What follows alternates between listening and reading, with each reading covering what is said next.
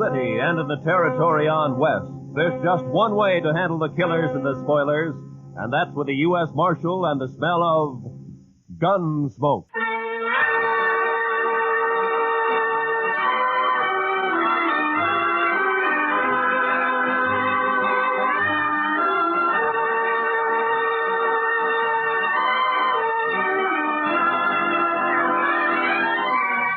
Gunsmoke, starring William Conrad. The story of the violence that moved west with young America. The story of a man who moved with it. Matt Dillon, United States Marshal.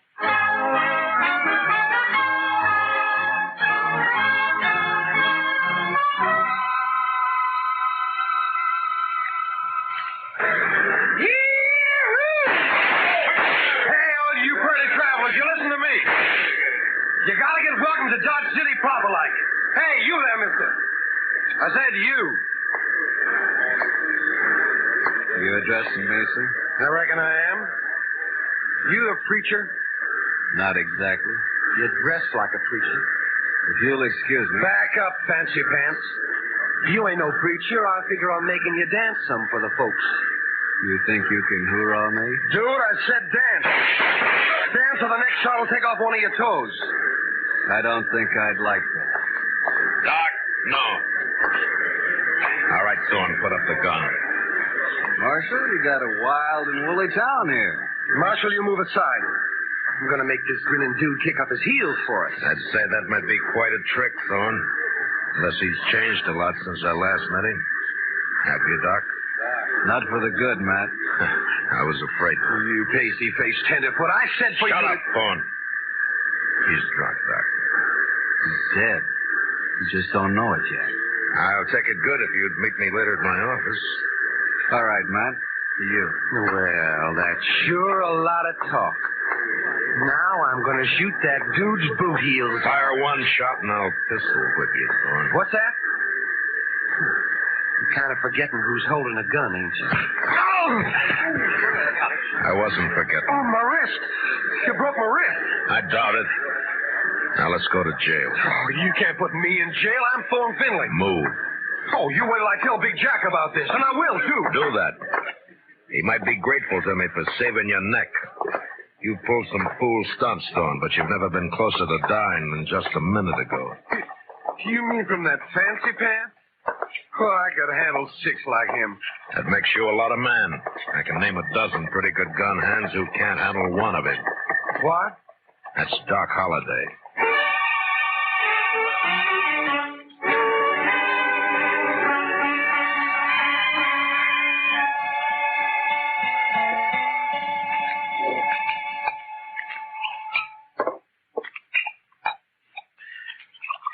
There you are. Salute, Matt. Salute, Doc.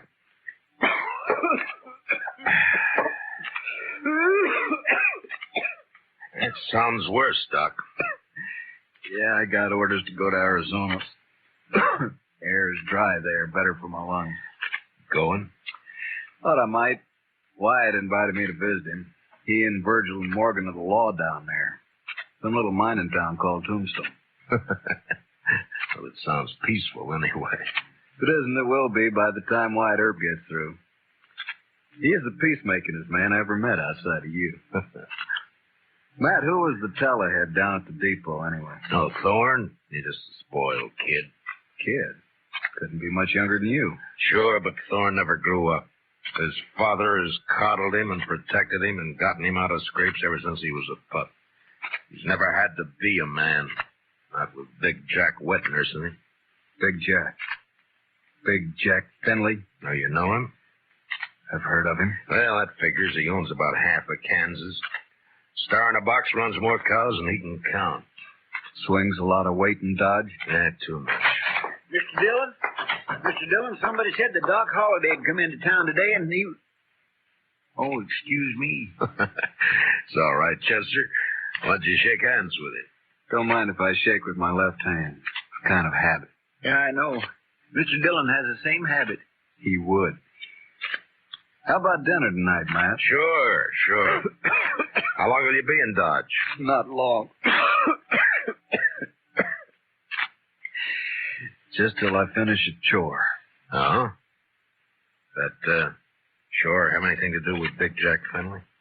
Might say so. Gonna kill him.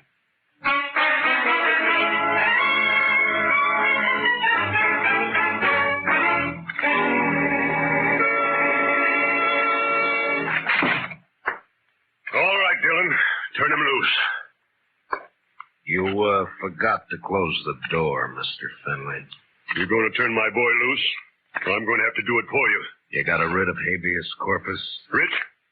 Thorne didn't commit no crime. The charges are drunken, disorderly, disturbing the peace, and attempted assault with a deadly weapon.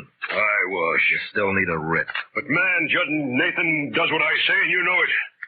Don't you think I can get a writ? I'm sure you can and will. You always do. Then what's the point, Dillon? It's just a lot of useless red tape. It's the law. And close the door on the way out.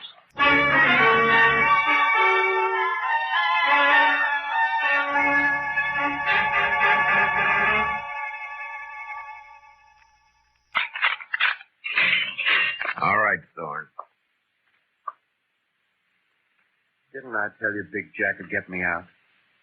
When are you going to learn you can't Save the speech. The law can't touch a Finley. You ought to get smart, Marshal. Like you? Sure, like me. Hi, Big Jack. You okay, son? Fine. Anything else, Mr. Finley? Why, yes. My boy here is a little boisterous sometimes, I know. High-spirited, you understand? Uh-huh. So? So, I want to put a stop to all this nonsense of yours arresting him every time he kicks up his heels a bit. Now, go on. Well, I'm offering you a job. Let's say, protecting my interests. $200 a month. And no work, naturally. I see we understand each other perfectly. No work, of course. All I have to do is just shut my eyes whenever Junior here breaks the law, huh? I said we understand each other. There's no need to elaborate on it, Dillon. There's a big need. Only how do I explain to a person like you that some men don't wear a price tag? Huh? How do I explain how I feel about a so-called respectable citizen making the law his private doormat? Hey, you're nothing but the stupid gunman I've always thought you were. I understand you took the part of Doc Holliday against my son. I kept Thorne from committing suicide, yeah. You sided with a notorious killer against an important citizen of this community.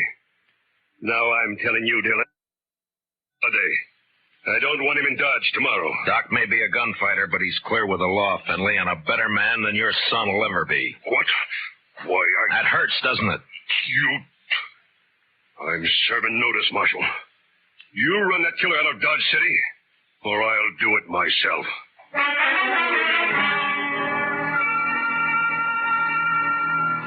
Big Jack Finley, cattleman and self-made king of southern Kansas. No better or worse than most of the men carving empires out of the West. Until love for his son blinded him to the fact that Thorne Finley had gone bad. And from here on, I knew the war was on between Big Jack and me. So Big Jack Finley's going to run me out of town, huh? No, unless I do it first. Oh? I do something naughty, Matt? You threatened a man's life. That.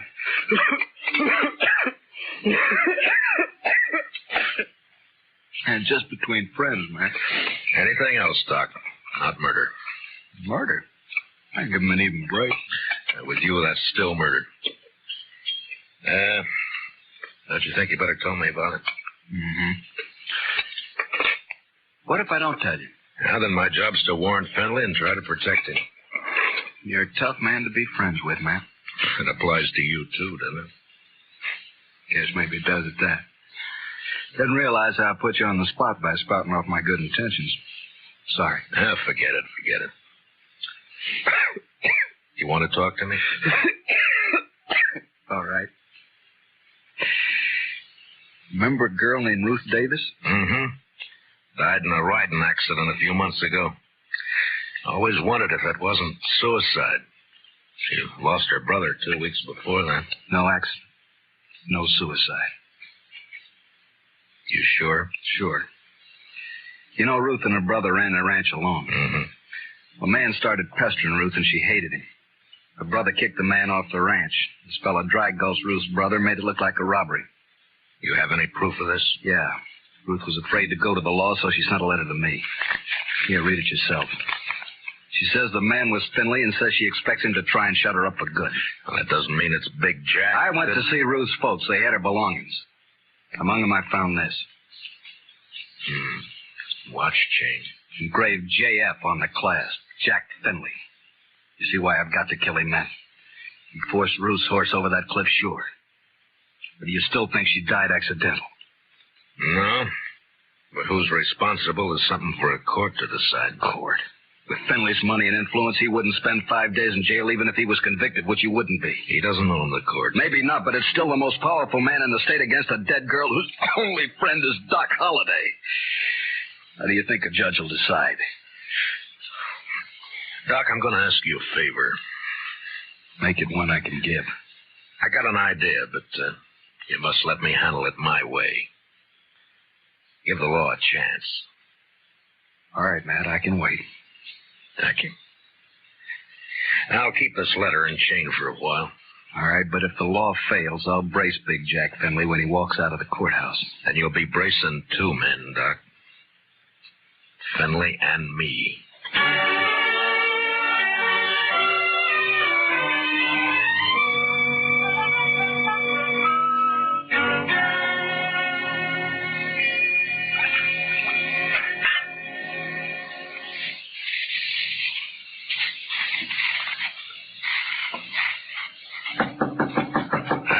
Come in. Morning, Marshal. Looks like it'll be a fine day. Well, you're up kind of early just to bring me a weather report, aren't you, Judge Nathan? Huh? Oh, well, I want to see you. Go right ahead. You mind if I finish shaving? No, please do. Just thought I'd chat with you about the... Dr. Finley's? Yes. It seems that Big Jack's very upset by your attitude. I'm not surprised. Feels you're a little rough on his boy. I am. But then his boy's a little rough. Yeah. Well, perhaps Thorne is high-spirited, like yesterday. Yesterday he was just plain high. Tell me, Judge Nathan, how do you like being on Finley's payroll? What? You know, you used to be a pretty decent person. Oh, you can't talk to me like... Yes, I can. I'm sending a copy of Thorne's record to the governor. Governor? And with it, I'm sending a list of the writs you've issued to get him out of jail and a copy of the court records. I've only tempered my justice with mercy, that's all. Thorne's been arrested for 18 offenses, convicted of 10, spent no time in jail, and paid a total of $15 in fines. I'd say you've been very merciful. You said you were sending this to the governor. You haven't actually mailed it yet? No. You got an out. Not that I don't feel justified in any decisions I've made, but such a report might cause undue talk at the Capitol. And ruin your political hopes. Well, my conditions are simple. Get off Finley's payroll now. Very well. And give me cooperation from here on, no matter who's involved. Do that and I shelve the report. I'll do it. Mr. Dillon, trouble's a-making. What kind of trouble, Chester? It's Big Jack Finley, Mr. Dillon. He's rounding up his crew at the Alfraganza. They're going to ride Doc Holliday out of town on a rail. Did you cut yourself shaving?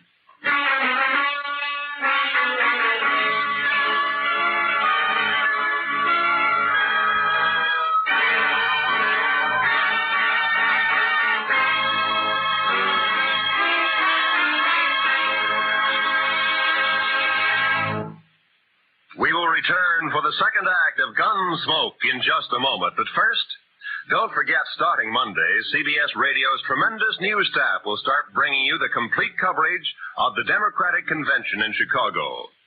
As you found during the Republican Convention, CBS Radio never misses. So starting Monday, stay with CBS Radio all day and evening for the Democratic Convention. Now, the second act of Gunsmoke.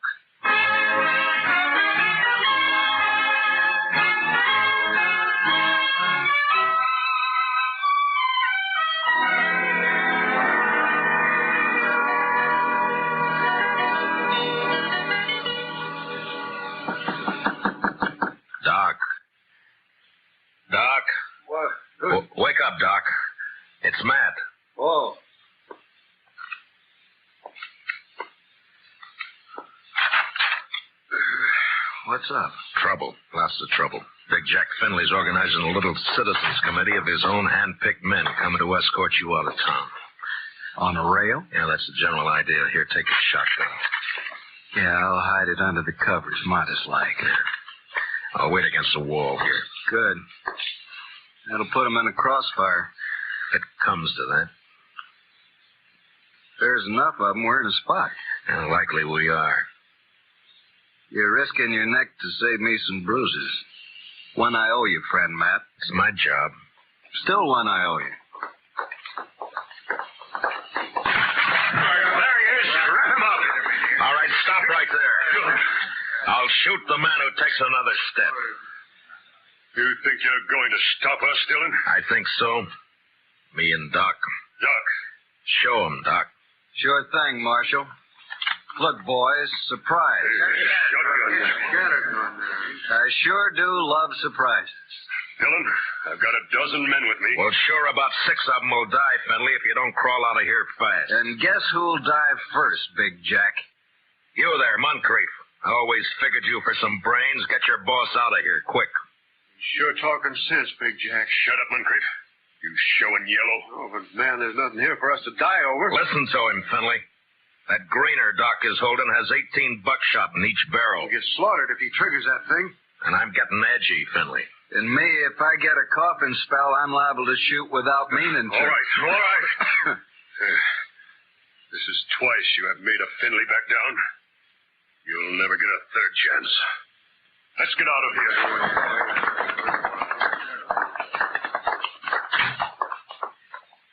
Matt, when you gonna arrest him? When I'm ready. Not long. I hope not. Getting impatient to see that man dead.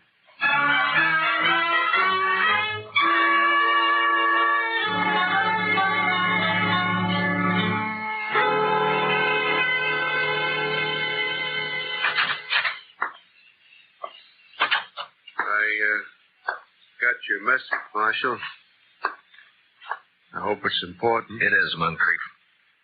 How long you been foreman for Big Jack? 15, 16 years. And you know him pretty well.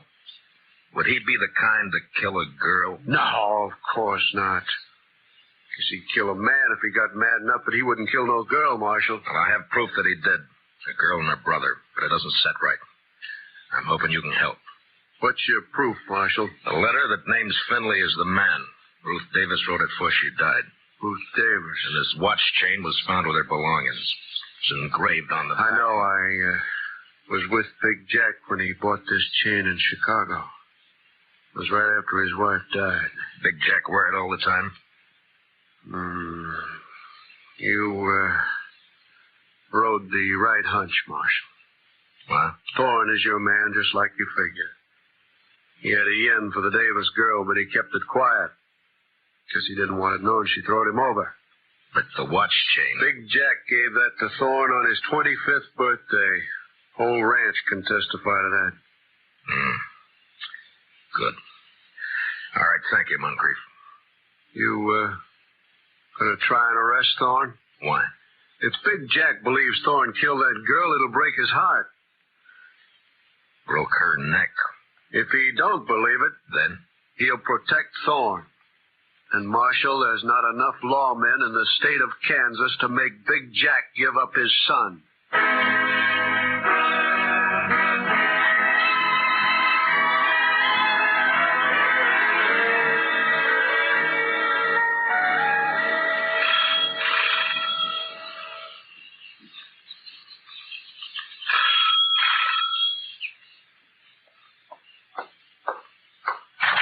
Yeah, what it... Oh, it's you, Marshal. And, John Holliday. Doc, this is Judge Nathan. Holiday? Oh, yes, I've heard of you. I've heard of you too, Judge. Wonder which has heard the worst. What's that? Why, Judge, I'm here on business. Oh, of course. Come in, won't you? In my study here, so we won't be disturbed. Now, what is it, Marshal? I want you to swear out a warrant for Thorne Finley's arrest. Charge, murder. You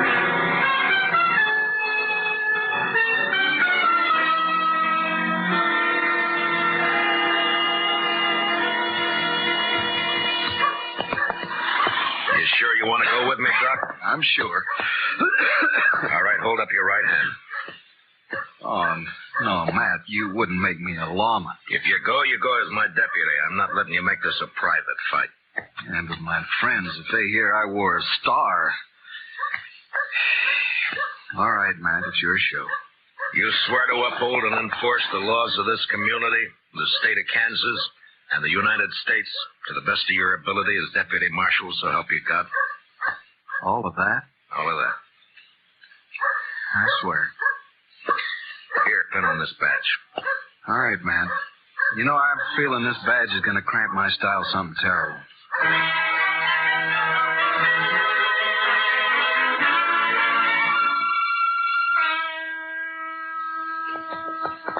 We better breathe our horses going up through this pass. We still got a good ride ahead. How far? Oh, about 10 miles. What do you think, Matt? Will they fight? Well, Doc! Stay your horse, Marshal. Grab some clouds. Keep those hands high. Bill Queen's on the other side of the pass behind you.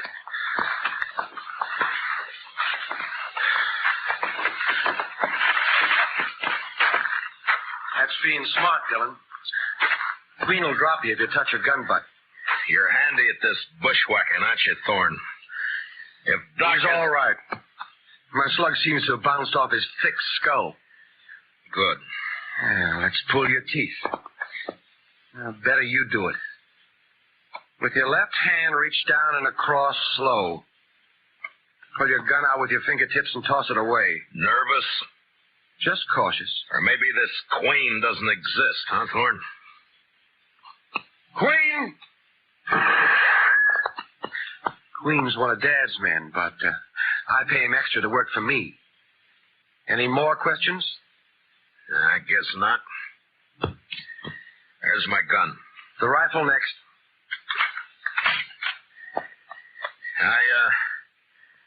I got a penknife in my pants pocket. You know why Holiday came to Dodge? Yeah. Yeah, I guess you do. You wouldn't be riding with him. Well, he's not going to tell any stories to my dad or anyone else. You can't kill us, you Not stupid- planning on killing you. And what have you got planned? Queen's kind of a magician. He's going to make Holiday just disappear. Folks won't care much about one of his kind. I would. I'd care so much I'd hang you for it. No. No, with Holiday gone, it's your word against mine. And you won't be able to prove a thing, Dillon. You sure of that? I'm sure. Otherwise, I'd take care of you along with Holiday. Now get out and start walking back to town. It's like I told you. Law can't touch a Finley.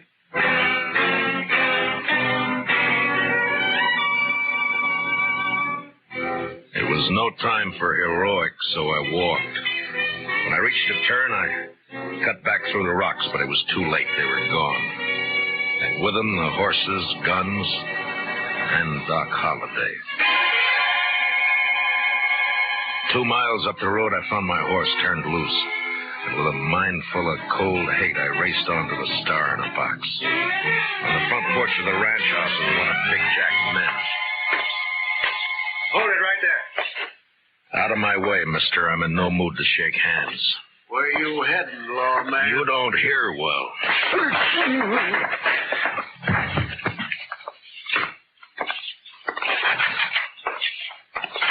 Dillon, Where's Holiday? how should I know?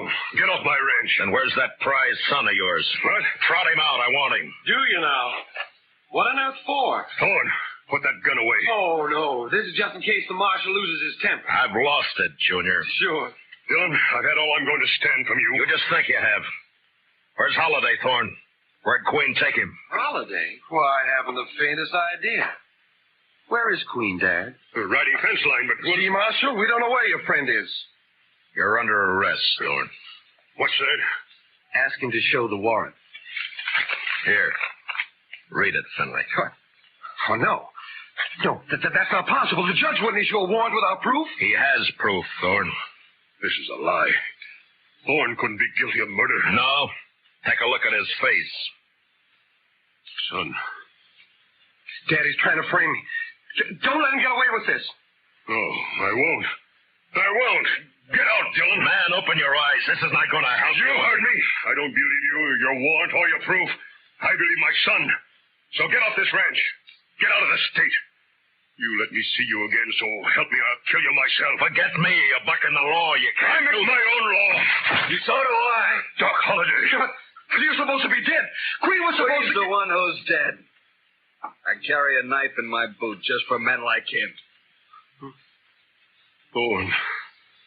God help me. You are guilty. He sure is. And if he knows any prayers, he'd better get them over with. No, Doc. He goes back with us as our prisoner. You're wrong, Marshal. I'll take care of my son. Dad. No. You rotten, lying murderer.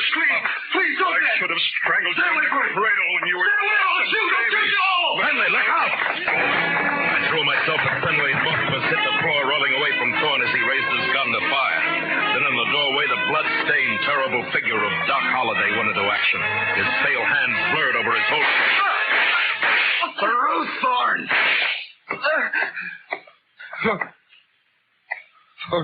Ruth?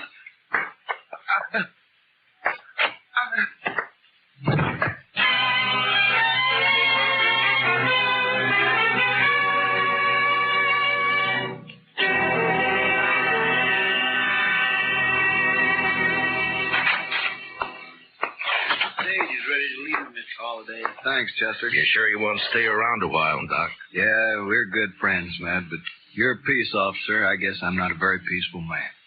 You could be, Doc. No, I'm not going to change, and you shouldn't. Law needs men like you. No, if I stayed, there's too good a chance I might cross you. Yeah?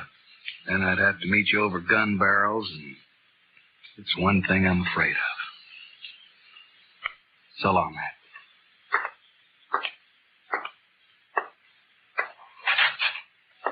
Good luck, Doc.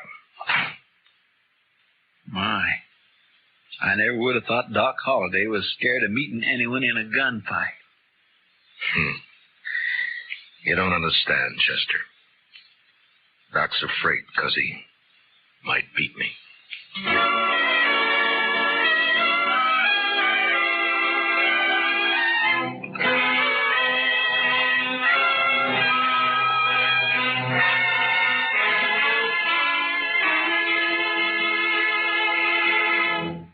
Gunsmoke, under the direction of Norman MacDonald, stars William Conrad as Matt Dillon, U.S. Marshal. Tonight's story was specially written for Gunsmoke by Herb Purdom, with music composed and conducted by Rex Corey. Featured in our cast were Harry Bartell as Doc Holliday, with Lee Millar, Nestor Paiva, Ralph Moody, and Tom Tully. Parley Bear is Chester. Join us again next week as Matt Dillon, U.S. Marshal, fights to bring law and order out of the wild violence of the West in Gunsmoke.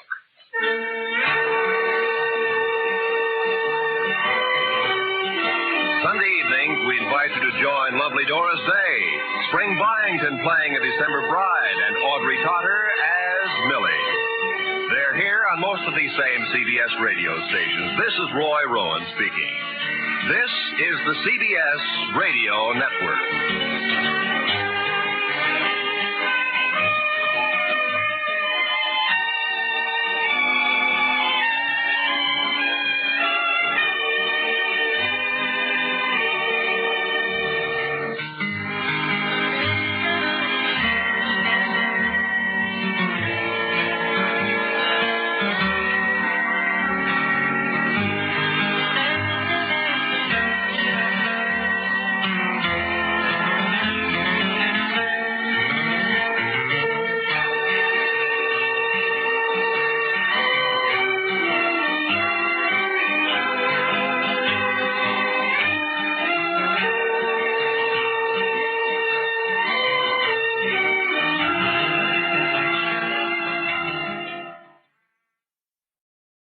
James Stewart as the six-shooter.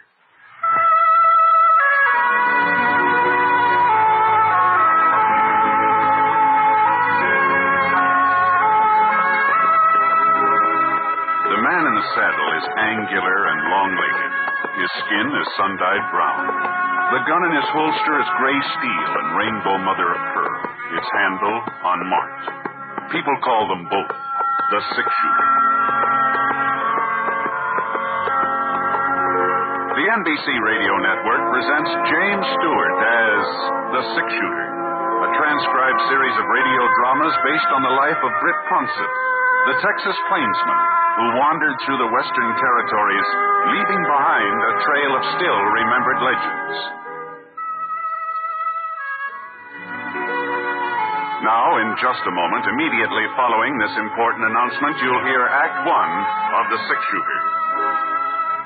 A Christmas gift with a future. That's how everyone feels about a gift of United States savings bonds. Because when those bonds mature, they pay back $4 for every $3 invested.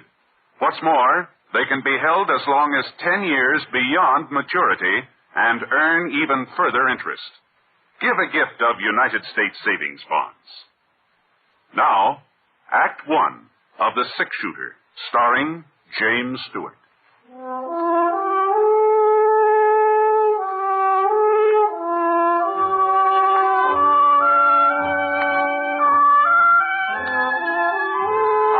Expected to stay over in Smoke Falls, but when I stopped off to see old Dad Somerset and found him all crippled up with lumbago, of course, he didn't ask me to look after his stock, but I could see he sure wanted me to, so... Well, a couple of weeks later, he began feeling better, so I started thinking about moving on. It was nearly 5 o'clock in the afternoon that day. The sun just spilled over the top of Eagle Mountain when the buckboard pulled into the yard. Mr. Ponset? Oh, evening, ma'am. Mr. Ponset, I'm Grace Proudly. Oh, pleased to meet you, Miss Proudly. I've been meaning to come out and see how Mr. Somerset's been getting along, but I just never have a minute's free time. It's canning season, you know. Yes, ma'am. Well, Dad's feeling much better. If you'd like to talk to him, he's right in. No, just say that I asked for him. As a matter of fact, it's you I want to talk to, Mr. Ponset. Oh? You see, I'm president of the Ladies' Aid Society of Smoke Falls. We're affiliated with the church and do lots of charity work, Christmas baskets and things like that, you know. All the best ladies in town are members, and we don't just take in everybody either. Well, Now, this is what I'm getting at, Mr. Ponset. Tonight's our box supper and square dance. It's an annual event. Mr. Stimpling always loans us his barn for the occasion. I've spent the whole afternoon helping with the decorations. Now, Polly Sullivan, that's Wade Sullivan's wife, she's chairman of the decorating committee, but since I'm president, I felt it was my duty to give her a hand. That's what made me so late coming out here to ask you. To ask me? About attending the supper. Oh.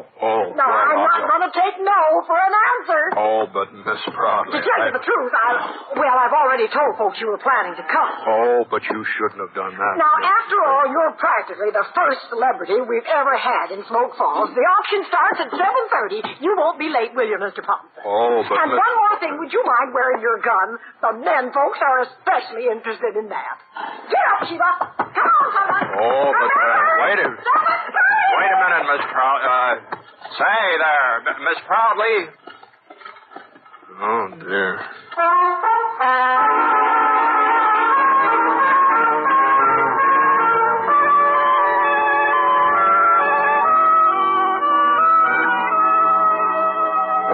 After I gave Dad his supper, I washed my face and wet down my hair and started off for old man Simpling's barn.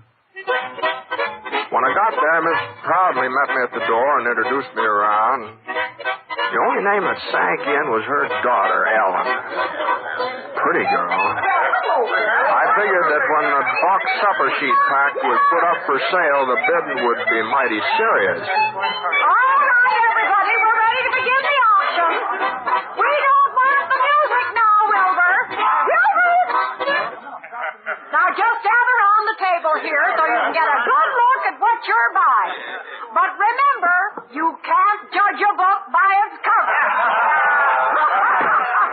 Now, which one shall we start with?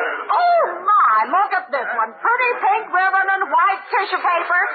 Why, I'll just bet you there's a whole fried chicken inside this box. Now, who's going to make the first bid? $1.50. Don't forget, gentlemen, a pretty lady's company goes with the supper. I'll give a nickel. Now, Spud Hooker, you stop joshing. You know we don't take any bid less than a quarter. Now, hold on for a quarter just to get things underway. Look at this lovely box. Just think some nice young lady spent the whole day fixing it up. And she'll be too tired to dance. Come on, somebody. 25 cents. Why, it costs more than that. The auction was kind of slow in picking up momentum. But when Mrs. Proudly started in to make the third sale, well, there wasn't much doubt whose supper she was selling. Ellen Proudly sort of reddened in the cheeks and tried to look unconcerned. I saw her give somebody a glance on the other side of the room, almost like a signal. Couldn't tell who it was intended for, but there were two fellas standing over there. Spud Hooker is one, tall, husky, about 25. He'd been cracking jokes and acting sort of like he owned the place. The other boy was kind of a different sort. He's thinner, shorter. He hadn't opened his mouth since I got there. Now, let's see if you can't do a little better this time, gentlemen. Here's the next supper. My, it looks familiar. Oh, I guess I shouldn't have said anything, should I? Ellen will just about murder me when I get home. Well, as long as the cat's out of the bag, I might as well go ahead with the sale. 50 cents. Spud Hooker bids 50 cents. A supper like this ought to be worth more than $50. A little bird told me there's a chocolate cake inside. 75 cents, ma'am. I've got 75. Now, what about a Spud? You're not going to let Tom Leverett outbid you? $1. I'm bid $1 silver dollar. Who'll give $1.25? Don't forget, gentlemen, it's all for charity. $1.50. Now we're getting somewhere. I'm bid $1.50. Spud Hooker offers $1.50. Are there any more bids? $2. You're bidding $2, Tom? Yes, ma'am. $3. Oh, three? That's what I said. Well, now, we all appreciate your enthusiasm, boys. But remember, this isn't the only supper you can buy. It's the only one I'm buying, and I'll take it right. $4. Huh? Well, all right. Going once, going twice, and it's sold. $5. Now, Spud, are you sure? $6, Miss Proudly. You're making a fool of yourself, Leverett. Ellen wants to eat with me. My bid's $6. 7. Now, boys. 10. Oh, now you don't mean that, Tom. You can't afford $10. No, I mean it. Well, all right. I'm bid $10. Are there any more bids? Going once, going twice. Go ahead, sell it to him. It ain't going to do him no good. Now, we don't want any trouble, Spud. Ellen's my girl, and she's eating with me. I'll take that box, Miss Proudly. Here's your money. Didn't you hear what I said? She's eating with me. Get out of the way, Spud. You're not man enough to make me move. Now, give me that box or I'll take it away from you. Okay, Tom, you hurt me. Hold on there. No. Just a minute here. Now, hold on. It don't concern you, Punchett. No, maybe it doesn't. Maybe it doesn't concern me. It just seems to me that there ought to be a better place for settling things, that's all. Mr. Poncett's right, Spud. Let's go out. Hey, where's Britt Poncett? Dad Somerset said he was over here. Yeah, I'm Ponset.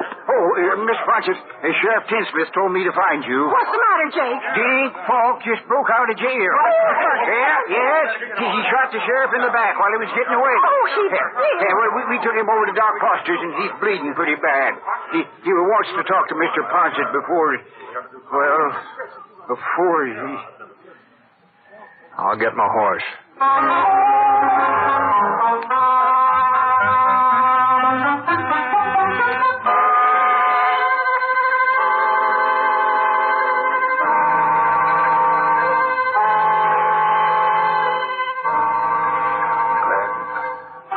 Glad you got here, Britt, before... Now, what are you talking about, Ray? You're going to be all right. The doc says you'll be back on your feet again inside of a week or so. I don't know what I was thinking of. Letting Dink Falk get hold of my gun while I was serving his supper. Must be getting careless in my old age. Now, well, you're not the first man to have trouble with Falk. He got a pretty fancy reputation from what I hear. Yeah, that's why I had to see you, Britt. My fault he got loose, and I don't want other folks to pay for my mistakes. What do you mean? I know this town, Brett. They'll get a posse together and start after Falk. Well, that's... And they'll catch him, too. But going out in a crowd like that, he'll hear them coming. Falk's a wildcat killer, Brett. When he's cornered, he won't give up. Pick off 3 or 4 of the posse before they can close in. Well, not if they're careful. That's the trouble, though.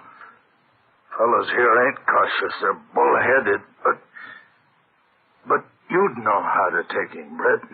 No, I ain't saying it's your duty. You don't even live in Smoke Falls, but you could capture Falk without him having a chance to... No, I'm afraid you're giving me too much credit, Ray. If you want somebody to go along, any of the boys... Sure, I know that. I'd be mighty grateful, Brett. The folks here have been good to me. Wouldn't like to leave them thinking that because of me, because of what I did, some of them was going to... No, you better take it easy. I know it's asking a lot. Falk's a good shot and a wildcat killer. It's just...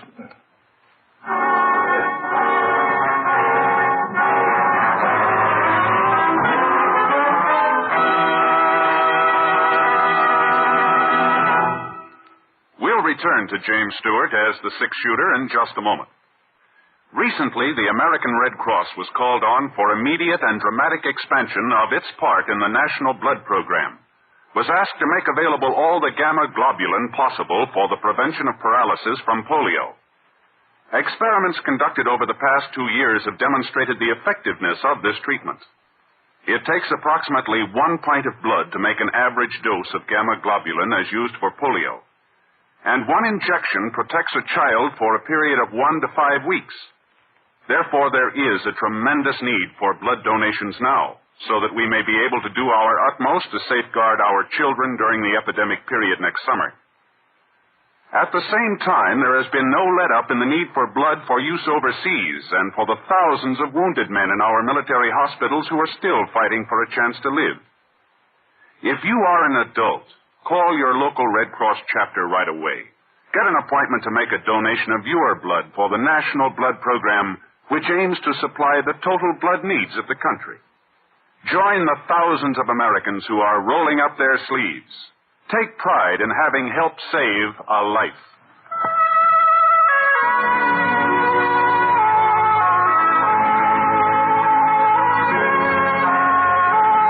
Now, Act 2 of The Six-Shooter, starring James Stewart as Britt Ponsett.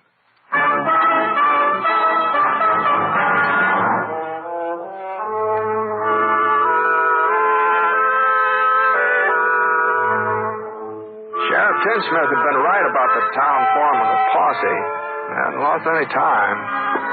Spud Hooker was taking charge. I was kind of surprised to see that Tom Leverett was along. But I figured he and Hooker sort of joined forces for the time being. How is he, Ponsett? Well, he passed out a few minutes ago. Maybe it's just as well. At least he's getting some rest. Yeah, well, we're going after Falk. The other boys are waiting behind the mercantiles. Looks like you got quite a gang. I ain't got no objections to having you go along, too. Not that we need you understand? Yeah. Well, you coming? Well, I had a little talk with the sheriff just before he lost consciousness. He seemed to think that taking out a posse after Falk wasn't such a good idea. What's he want us to do? Let him go scot-free? No. Sheriff Tinsmith sort of suggested maybe 1 or 2 men would have a better chance of catching him.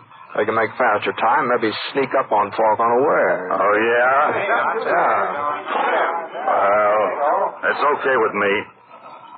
You going to be one of the boys who goes after him, Ponsett? Well, I haven't exactly made up my mind. You better make it up fast or I'll take somebody else. Oh, I see. Well, in that case, Say, your name's Leverett, isn't it? That's right, Mr. Ponsett. Tom Leverett. Mm-hmm. You want to ride along with me? What? Why, sure. Wait a minute here. I thought you said 1 or 2 men. Mm-hmm, I did. Well, we don't need Leverett then. Well, I tell you, I sort of figured maybe you ought to stay in town, Hooker. So if Tom and I get in trouble, well, you could bring the posse out later. Huh? You're trying to make a fool out of me, Ponset? No, I'm not. Everybody knows I'm twice the man Leverett is. I can ride better and shoot faster, and I'll fight him 2 to 1. Mm-hmm. You want the credit for catching Falk yourself, don't you? Well, it ain't going to work out that way. Come on, boy. I'll find Falk myself, and I'll bring him in alone. That's all I have.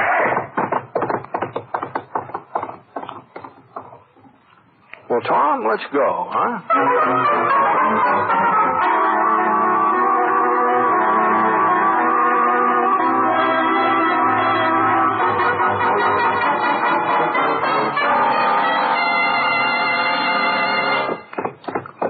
Falk's trail headed west up toward Eagle Mountain. And the moon was out, sort of a half moon, but it gave us enough light so we could follow the footprints Falk's horse had left.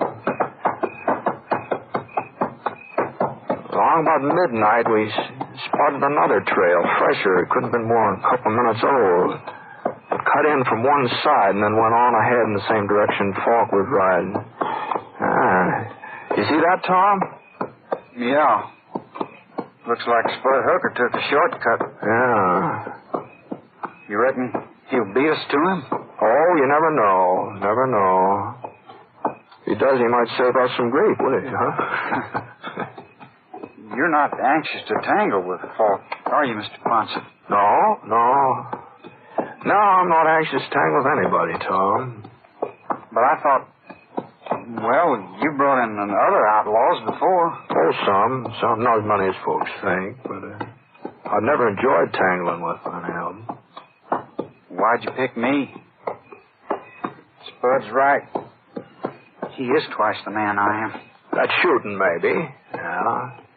But there's more to trailing a killer than being able to shoot. You know, lots of times it's more important for a man to know when not to shoot, you know. Oh? Yeah. Fellow's itching to pull a trigger like Spud, but he's apt to pull it too soon. And, hey, look at that. The moon's going down. We might as well get some shut-eye. Whoa, boy. Who's you couldn't see the trail anyway. Spud won't be stopping for sleep. No, don't suppose he will. That's another reason I picked you. I kind of figured he'd want to keep pushing on all night. Doggone it, God, along about this time, I just get tired.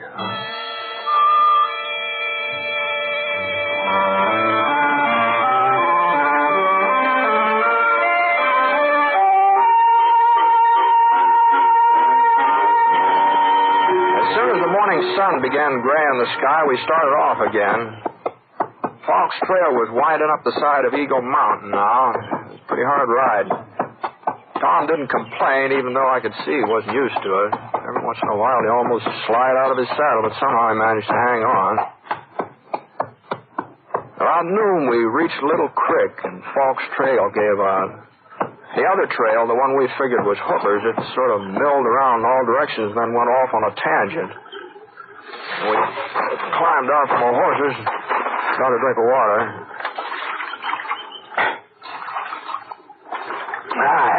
It tastes good, doesn't it? It sure does. You ever been out this way before, Tom? Oh, yeah. Not for the last couple of years, though. Any cabins around, place a man could hide out? Well, not that I remember. You think we're getting close to him? Well, he could have gone on using the creek to cover his trail, but he'd have to stop pretty soon. No? Oh, yeah. A man can't keep riding forever. Even Dink Falk. So far, we haven't seen any signs that he made camp, you see. That's so. Giant cave. He might be there, Britt. It's not more than a mile away due south. Giant cave? Well, you've heard of it, ain't you?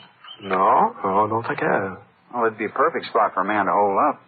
Nobody knows for certain just how far back into the mountain the cave really goes. Some scientific fellows tried to explore it last summer, but, well, their lanterns gave out before they come to the end. Well, it sounds like something we ought to see even if Falk isn't there. Come on, let's go and have a look.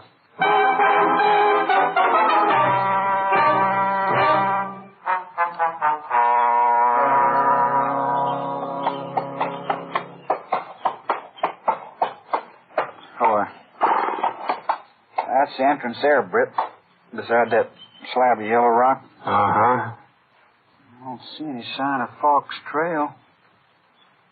I guess he could have come up from the other side, though. Yeah, that's what he must have done. Huh? That pony over yonder. That clump of bushes grazing. Oh, yeah, I see him. Easy, Sorrow. Easy, easy, whoa, boy. You know, Jake Watson said Falk stole a sorrel when he made his getaway. Mm-hmm. Now, we'd better close in on foot.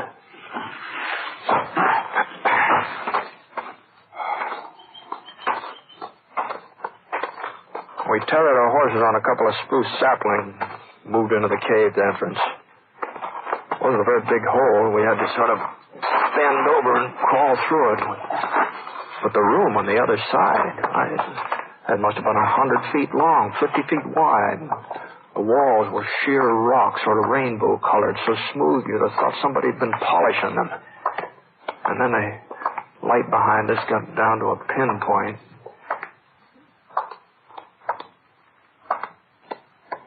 He wouldn't be hiding here in the dark, would he, Britt? Maybe. He heard us coming.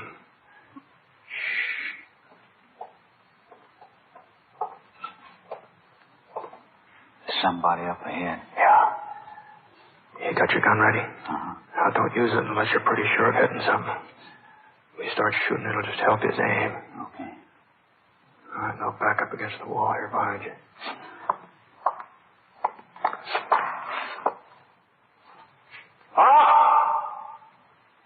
We know you're in here, Paul. You go any further, you'll get lost. You'll never find your way out. Hey, you hear me, Paul? You're wasting lead. You can't. We know that. You can't see me neither. We don't have to. You've got to come out sooner or later, and we'll be waiting. All right, we're going to leave you now, Paul. We're going outside and wait. Hey, where you are? You giving up? No, I ain't. And I ain't alone. What? I got somebody with me. Friend of yours, I reckon. We're coming out together. And if you try to stop me, I'll kill him. What's he talking about? He ain't lying, Brett. It's me, Spud Hooker. Spud? I caught up with him last night, but he got the draw on me. Hold your fire, Brett. He means what he says. He'll kill me if you don't hold your fire. You gotta do what he told you, Brett. You gotta. All right, Bob, come on. Start backing up towards the entrance. I don't hear you moving. Brett, please. All right, let's go, Tom.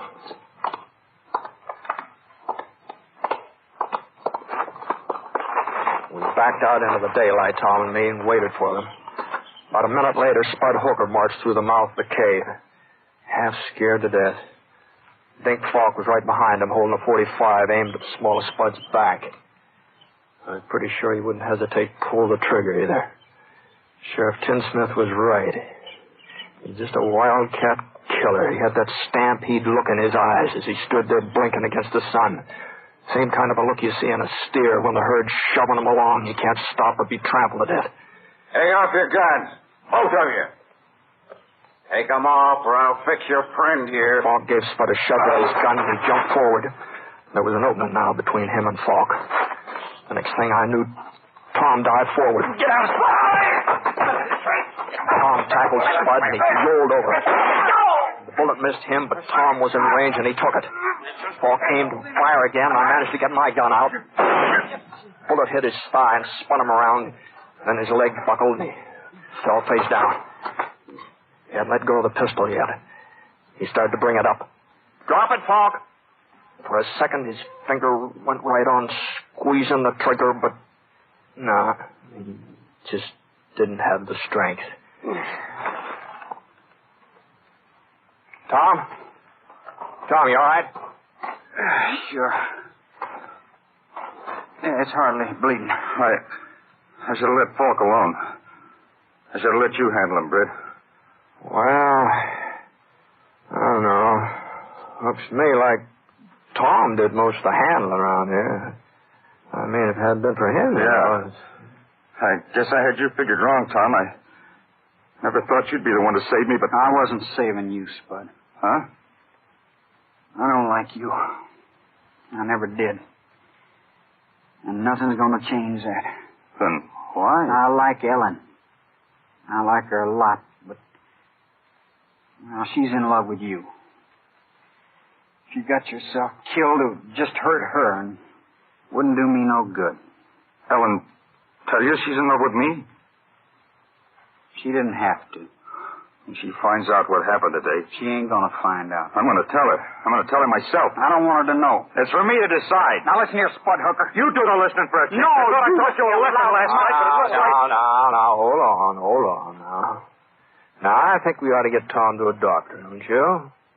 If we don't, Ellen won't have no way of choosing him even if she wanted to. Now, come on, Spud. Come on. Give me a hand.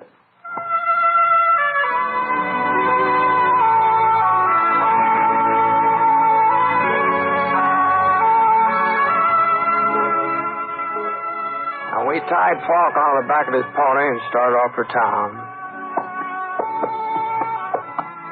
I sure didn't know what Ellen was going to do about Spud and Tom.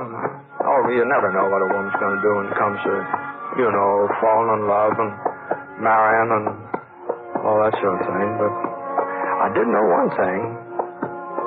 That picking Tom to go along with me, that'd been a pretty good choice. Ellen probably could do a whole lot worse,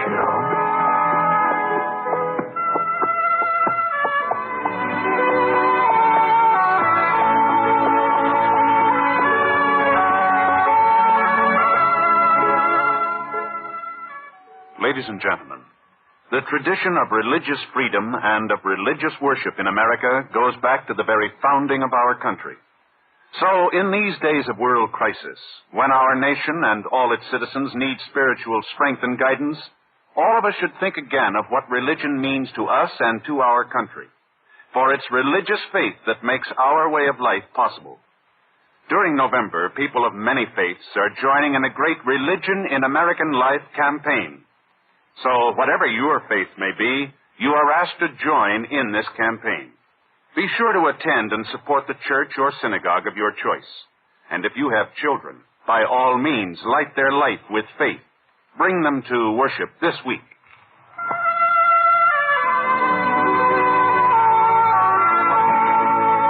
The Six Shooter is an NBC Radio Network production in association with Review Productions. It is based on a character created by Frank Burt, and the transcribed story is written by him. Mr. Stewart may currently be seen in the Universal International picture Thunder Bay. Others in the cast were Jeanette Nolan, Frank Gerstle, Robert Griffin, Forrest Lewis, and Sam Edwards. Special music for this program was by Basil Adler, and the entire production is under the direction of Jack Johnstone. All characters and incidents were fictitious, and any resemblance to actual characters or incidents is purely coincidental. And incidentally, a great many of our friends have written in to thank us for putting the Six Shooter on the air. And a surprising number of letters have requested the name of the theme you are listening to right now and where it might be obtained. Well, we're sorry, but it is music that has been recorded exclusively for broadcast and is therefore not available for home use. But we are grateful nonetheless to all of you who have written. Your kind letters are always welcome. This is Hal Gibney speaking.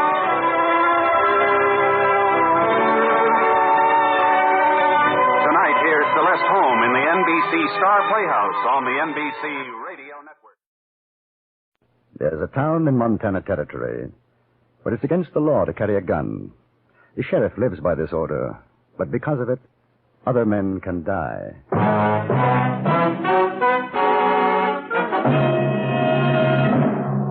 Frontier Gentlemen.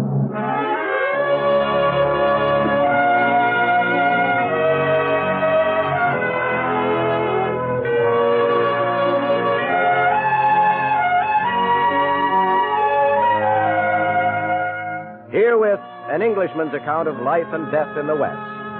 As a reporter for the London Times, he writes his colorful and unusual accounts. But as a man with a gun, he lives and becomes a part of the violent years in the new territory. Now, starring John Daner, this is the story of J.B. Kendall, Frontier Gentleman.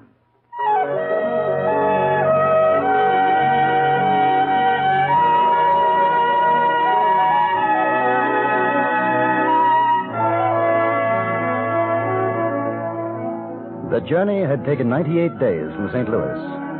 I had come by riverboat up the Missouri, the little stern wheeler climbing, churning, scuttling over 2,000 miles of sandbar and rapid. Then into the lonely wastes of another, swifter stream, the Yellowstone, until we finally docked at South Sunday in Montana Territory. My ticket had cost $300, which left me about $50 in my pocket, and the slim hope that there would be a letter at the express office with my remittance from England.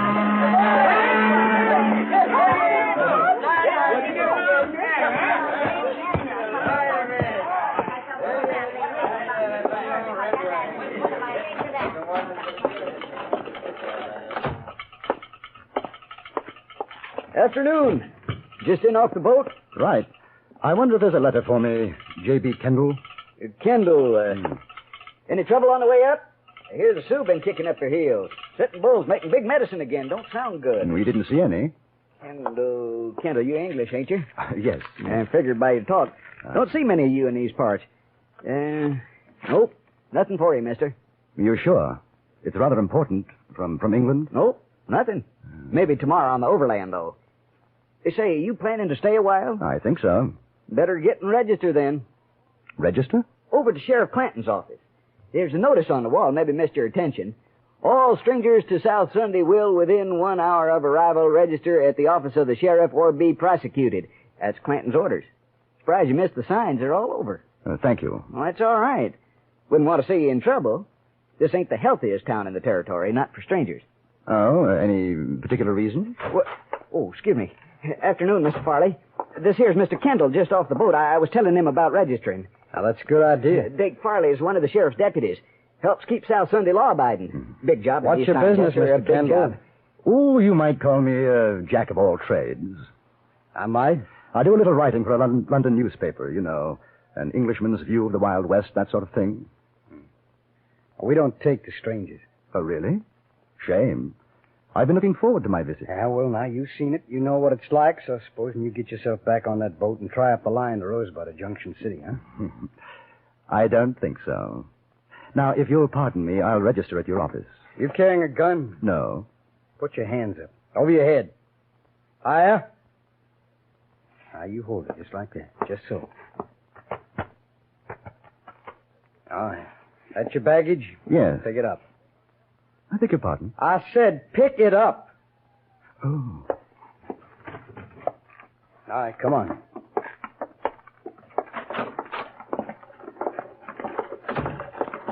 Tell me, Mr. Farley, how did your town get its name? How should I know? Well, I thought you'd take an interest, just as a matter of pride. A civic pride. Mister, I don't like the way you talk or what you say, so you shut your mouth. Here? Inside. Where you been, Dake? I've been checking on this fellow, Frank. He just come in off the boat. He says he's a writer, a newspaper in London or something. He ain't carrying nothing. I searched him. You're Sheriff Clanton? Yeah. J.B. Kendall. I understand I have to register. Yeah. A writer, huh? You want to write about South Sunday? I might. How come? As a matter of fact, the name intrigued me. You kidding? No, not at all. I write about the West, and you're in the heart of it. From what I understand, there might be trouble brewing with the Sioux and the Cheyenne. I'd like to be here if it blows up. What's the name of your paper? The London Times. You ever hear of it, Dake? No. Mister, all kinds come to these here parts. Now, I ain't exactly calling you a liar. That's quite all right. One can't be too careful. Here, my papers. J.B. Kendall. Very sudden. Yeah. London Times. That's what it says. Here, you see, Dake? Yeah, that's what it says. Any other strangers get off the boat with him? No, just him. Well, you sound all right to me, Mr. Kendall. Now, just you remember, I got a set of rules here. You live by them while you're here. You'll get along. That seems fair enough. No man, except them authorized by me, carries a gun in South Sunday. That way we don't get a bunch of crazy, liquored-up miners and the like shooting up the place. It seems the usual thing for a man to be armed in most places. It ain't usual here. It's against the law. Oh, I see. You got yourself fixed up at the hotel? No, not yet. Well, then you go on over to the Empire, Mr. Kendall. You tell them Frank Clanton sent you. They'll take care of you. Very good of you. Dake, take a look at his baggage. Right. Well, you're going to search my luggage? That's right, mister. There are no guns in South Sunday, not worn or hidden. That's a law. I haven't got one. I sure am glad to hear it. I like a peaceable man. Yes, sir. A fella like you might think of settling down here in South Sunday. It's the quietest little town in Montana Territory. It's an opportunity for a man. Well, I'll keep it in mind, Mr. Clanton. There ain't nothing in his bags. Well, now, Mr. Kendall, you enjoy your stay here. Anything you want, you just ask me. And, I'd appreciate it, sir, if you put my name in your paper. Whatever you want to say is okay with me. My hotel room was a palace in comparison to the cabin on the riverboat. After cleaning up, I went downstairs to the saloon bar in the hotel, ordered a drink before dinner. The place was practically empty, but I wasn't alone for long. Hi. You're the English fella, aren't you? Kendall? Yes, that's right. I'm Lila. I work here. Frank Clanton said be nice to you. I'm being nice. You want to buy me a drink? It's on Frank. Oh, delighted. Bartender. Champagne, Harry. Yeah. Frank says it's not ladylike to drink whiskey. Hey, what'd you do to that man? I never seen him like this. He thinks I'm going to write about him for my paper. Are you? More than likely.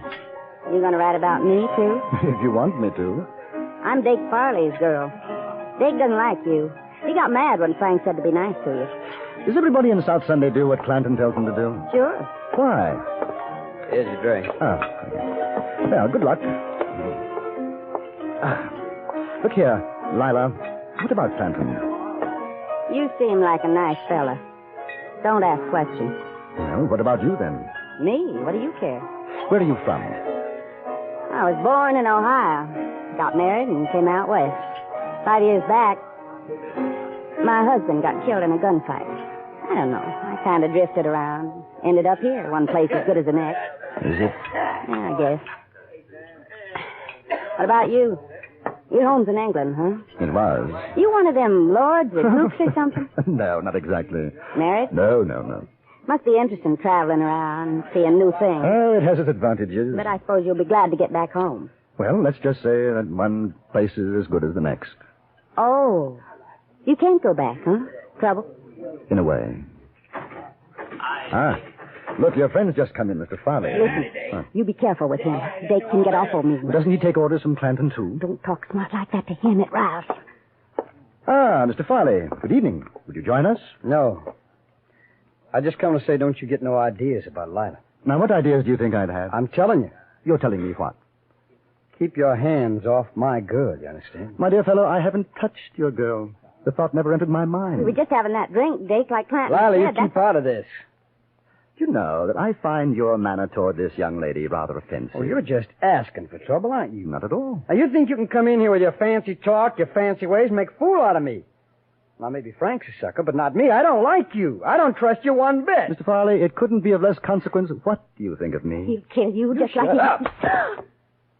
Oh, that I don't stand for. Chum.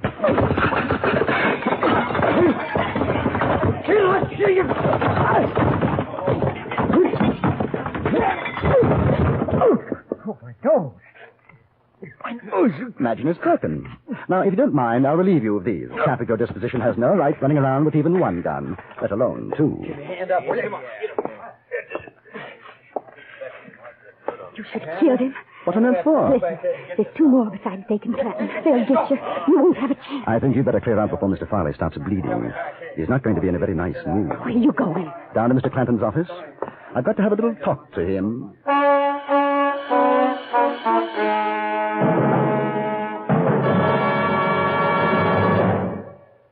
In a moment, we'll return to Frontier Gentlemen.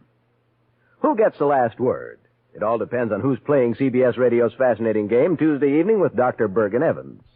A regular panel member is the witty and erudite John Mason Brown. Other guests vary from week to week. This Tuesday, they'll be Gary Moore and Lael Wertenbaker. These bright people take off from language questions sent in by listeners and cover all sorts of fascinating ground before one or another of them ultimately gives you the last word on the question. Get the last word this Tuesday when it comes to you over most of these same stations. Now we return you to Anthony Ellis's production of Frontier Gentlemen.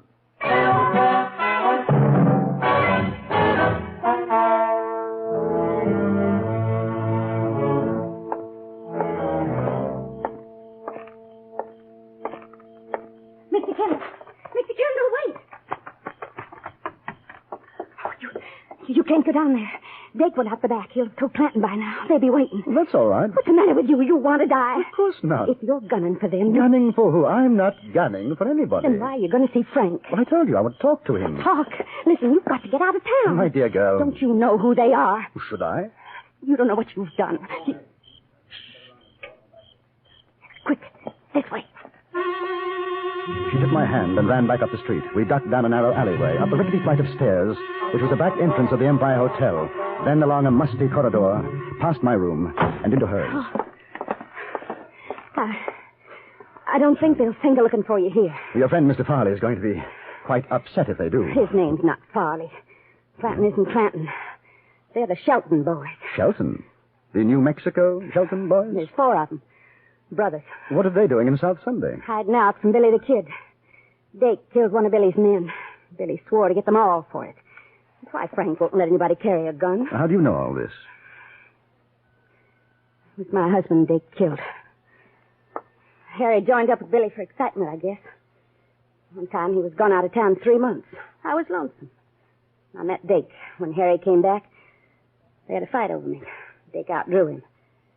We ran away together. And you thought I'd come after them, that Billy had sent me? They'll think it, too, now. Lila, who made Frank sheriff here? Nobody. There wasn't one when we came. He just took over. Funny thing is, I guess he's a pretty good sheriff. He's quit the old ways and likes it here. Why have you told me all this? I don't know. He talked with me like I was a lady. Indian treats his squaw better than Dake treats me. Maybe I wanted to see you finish him. There's not going to be very pleasant for you anymore. Pleasant? Oh, mister, you got a funny way of saying things. Lila, is there anywhere you could go? Friends? In South Sunday? What about home? I mean Ohio. Home. Know what it'd cost to get there? I got no money. But if you could. If I could. I had nice folks. I don't even know if they're alive or dead. But I'd sure like to take a chance and find out. Well, Lila, we'll see what we can do. Where are you going now? I had that talk with Frank. Do you know how to use a gun? Yes. Take this one. Lock yourself in after I've gone. You keep it. Huh? I've got a Derringer. Oh, all right. Here. In case I have any trouble, it's only $50. I don't want your money. Well, at least you'll be able to get out of town. Now, take it. Watch yourself, will you? Dake's got a mean draw. I'll watch myself.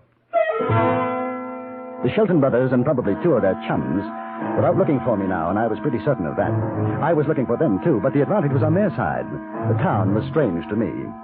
So I went to the one place where I was fairly sure I'd be safe from a surprise attack.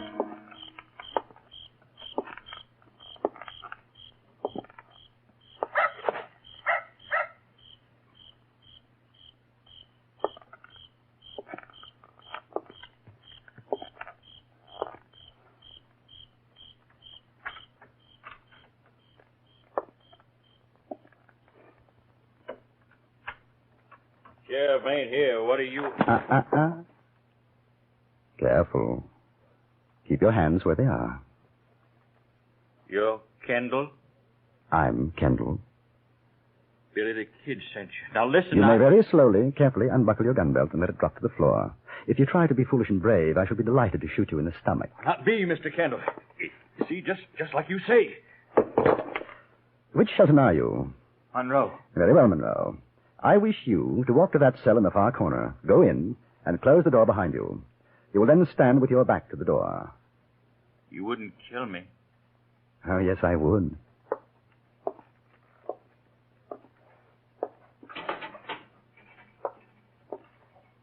Close it, please.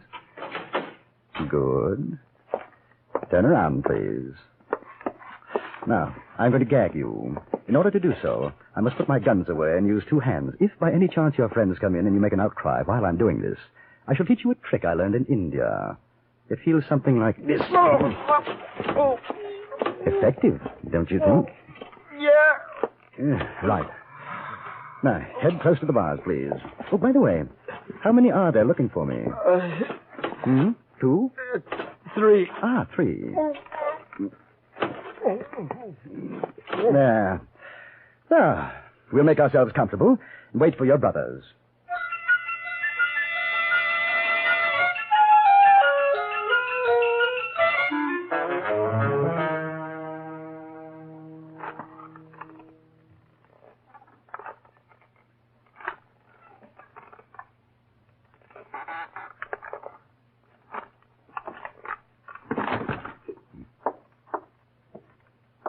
They're coming.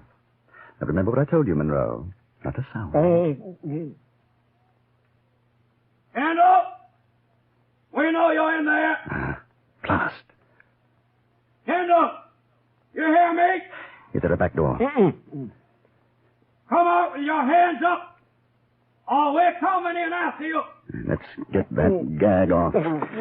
I can see I'm going to need you. What are you going to do? I'll probably have to end up killing you. And nothing personal, you understand. What do you say, Kendall? Out you come. Open the door and throw your guns out.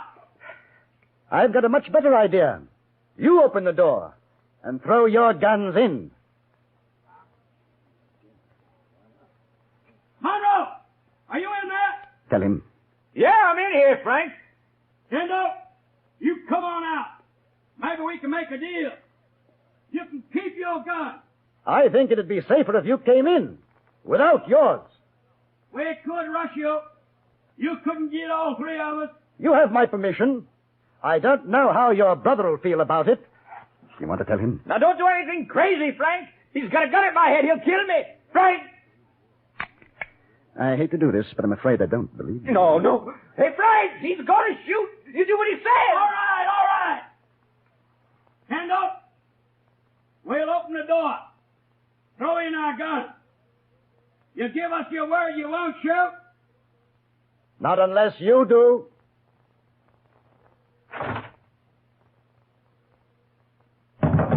One, 2, 3. Any more? No. We're coming in now. Well, a pleasant family reunion. The brothers Shelton. Keep your hands where I can see them, won't you? Now, look. Kid made a mistake about what happened down south. Dake didn't mean to kill Lila's husband, did you, Dake? I drew him, that's all. Yeah, that's the way it was. Lila knows it was a fair fight. She'll tell you. Speaking of Lila, I hope she's well. Oh, she's fine.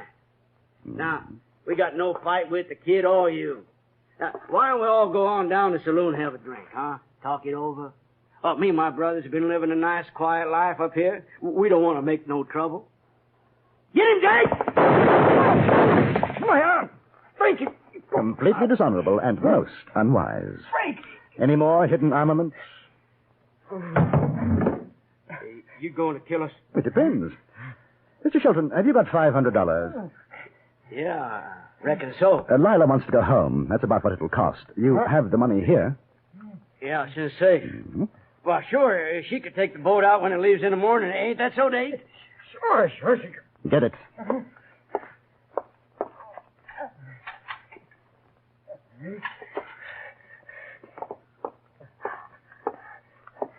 Good.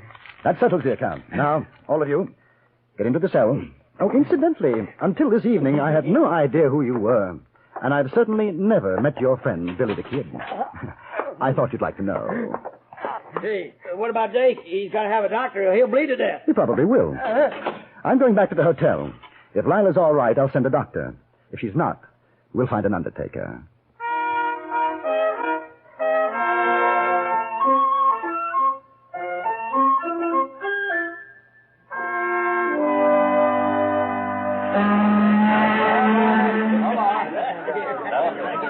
I want to thank you, Mr. Kimball. It's nothing, Lila. Good luck. You ever come Ohio way? You look me up. You hear? I'll remember that. Oh. You're a gentleman. I'll never forget you. Goodbye.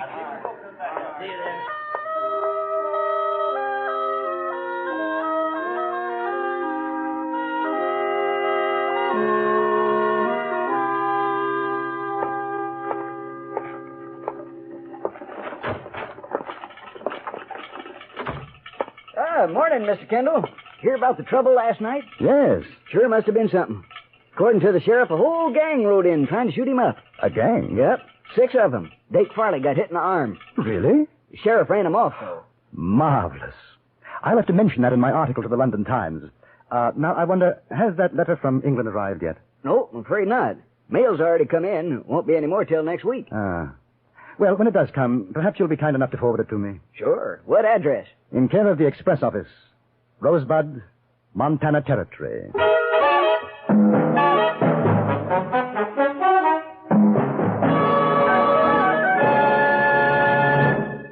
Frontier Gentleman was written, produced, and directed by Anthony Ellis and stars John Daner as J.B. Kendall.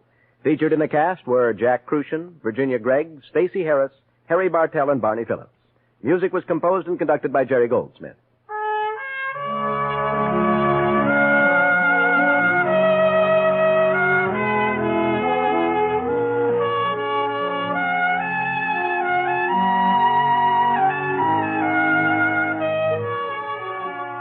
Join us again next week for another report from the Frontier Gentleman.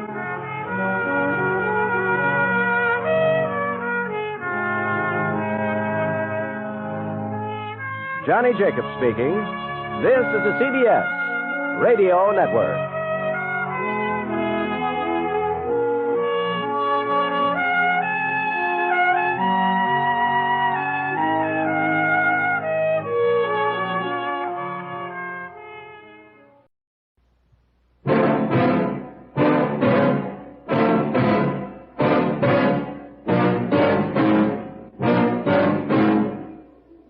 You forced me to wager my life against $1,000. Now you can wager yours against 30 miles of desert with a companion who hates you and half a canteen of water.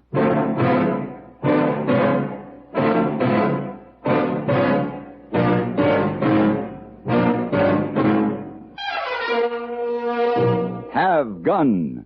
Will travel. Starring Mr. John Daner as Paladin. San Francisco, 1875. The Carlton Hotel. Headquarters of the man called Paladin.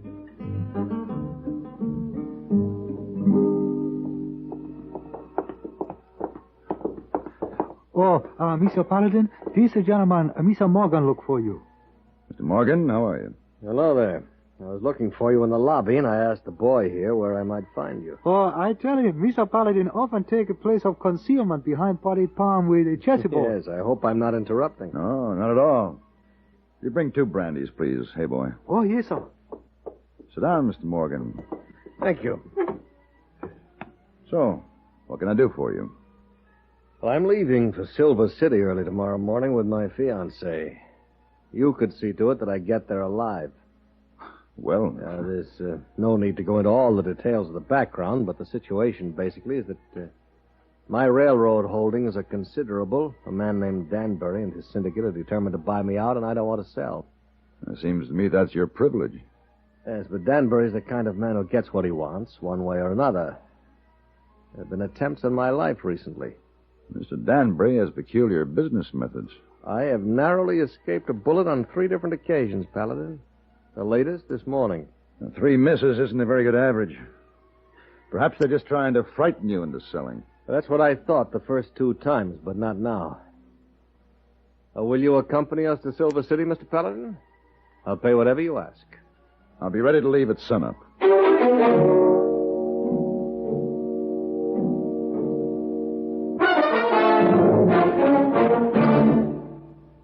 Everywhere you go, across the country trip or across the street party, you carry the fun with you when you own a Columbia stereophonic high-fidelity phonograph.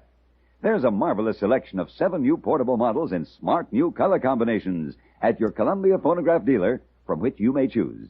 Each one is a masterpiece of design and beauty. More quality, more features, and more styling have been built into these sturdy portables than ever before. How much fun you'll have enjoying all the wonderful new sound of stereo records. Regular records take on new beauty, too, when played on handsome Columbia portables. you'll be amazed at the big console sound that is reproduced by Columbia portable stereophonic high-fidelity phonographs. You'll thrill to the excitement of Stereo One by Columbia, number one in the wonderful world of sound.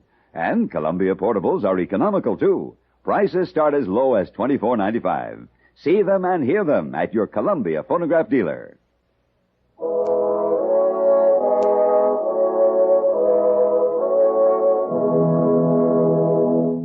Silver City was a 2-day ride through a hot, dry stretch of desert. Morgan drove a buckboard with Stacy Neal, his fiancée, on the seat beside him. I rode alongside, trying to keep out of the dust that boiled up. There wasn't much chance that an attempt would be made on his life out here. Nothing moved. Even the lizards had taken cover from the heat. Morgan! Yeah? Those willows off to the left. We'll stop for water. All right.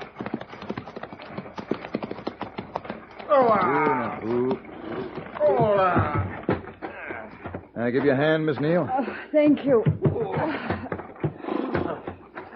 That's not much of a spring, is it? No, but it's the last water between here and Rough and Ready. Rough and Ready? That's the next town. We'll stay there tonight and go on to Silver City in the morning. Oh, that spring looks good to me. You know, men come to the desert in search of gold. Maybe this is the real treasure out here. Water. I think the desert presents a challenge to come out and fight it. I could beat it, I'd wager. Darling, aren't you happy there's no one here to call that particular bet? I think we better get moving. Why, what's the hurry? Look behind. Huh? The rider on that far rise. How long has he been there? I noticed him just after we stopped. You suppose he's been following us? Maybe. Chances are he's just another traveler heading for this spring. I don't like it. Well, the town's straight ahead. After the horses are watered, the canteens are filled, you go on. What are you going to do? Double back. Do a little checking. I backtracked for some distance, then stopped by a sandstone bluff to wait for the man riding down the trail toward me. When he drew alongside, he reined in. Something I can do for you? Yeah. Just give me a little information, like who you are, where you're headed, why. That's a lot of information to give out to a stranger. My name is Paladin. You're still a stranger to me. But I don't mind telling you, I'm Howard Gorman. I've heard of you and your gun. Well, now. 12 men, isn't it? Yes. Uh-huh. Come to think of it, maybe it's about time I started thinking about adding that lucky 13th. Oh? There's something about nosy people. I got the idea that maybe you were following us. Why'd I want to follow you? I'm not sure. But it's my business to find out. That's fine. I like to know you're tending to your business. But just stay out of mine. There's something about nosy people gets me riled.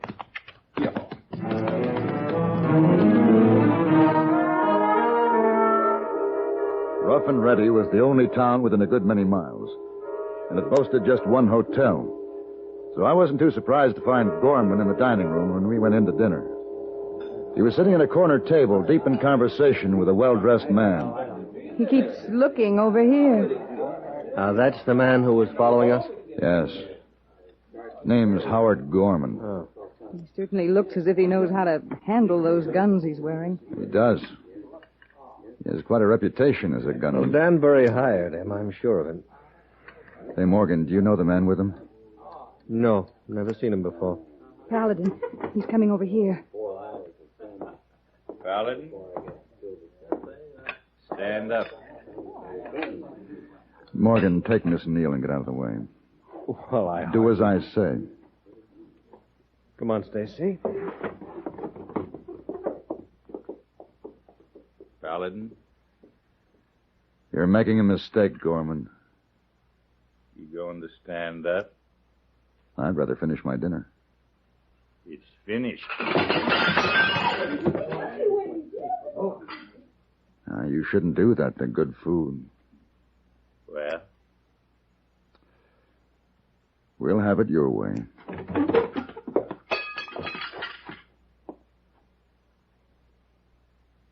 told you I'd killed 12 men, remember? Well, this is number 13.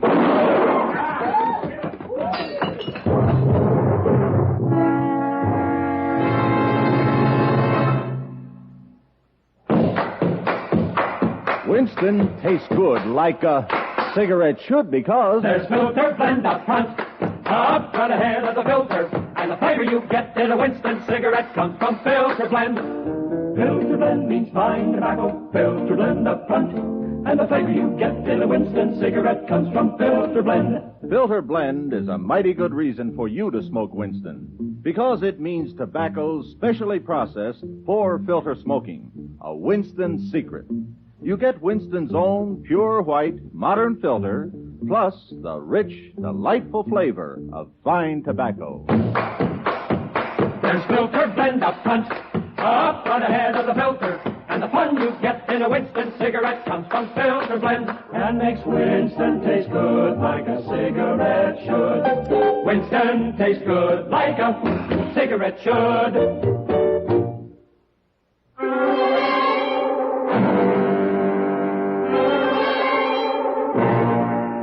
I'd been forced to kill a man, and I wasn't sure why. It was a fair fight. Gorman drew first. But somehow it didn't make any sense, and I didn't like it. Later, I went to the bar and ordered a bottle and a glass. Paladin.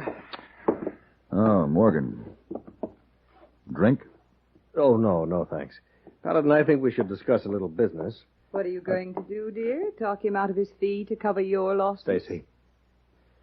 Now, Paladin, here is your pay in this envelope.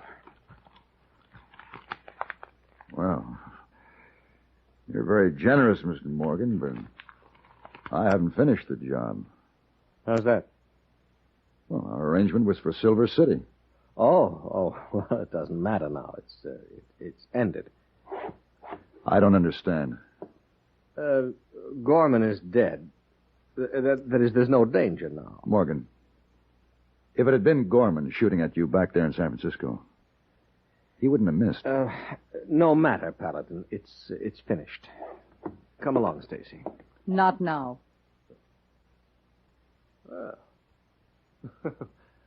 Very well. Oh, Stacy, don't bore Mr. Paladin. You know why I'm not going with him? Because he's hit me for the last time. Hit you? I know how he is when he's been crossed or when things don't go his way. But... Don't look so shocked, Mr. Paladin. Surely you know there are men like that. He's rotten. Maybe I'm rotten, too. I put up with him because he was rich. But I've had enough. Tonight was too much. Tonight? Oh, you still don't understand, do you? I guess not. Do you remember the man sitting at the table with the gunman? Yes. His name is Shawcross. He's Sid Morgan's business partner. Business partner? But Morgan said that I he didn't... know. He said he'd never seen him before. They're two of the same kind, those men, sporting gentlemen. It was a bet. A bet? They'd heard of your reputation with a gun. They knew Gorman was good and could be hired to kill, so they set it up for you to shoot it out and made a wager on the outcome. Morgan lost. This was all set up? Yes. I killed a man to provide an evening's entertainment? Yes. They've been doing things like that for years. And getting away with it. Oh, it's over, Paladin. You might as well forget it. Forget it? They didn't break any law. There's no way to reach them. There never is. Stacy? Morgan, come down here.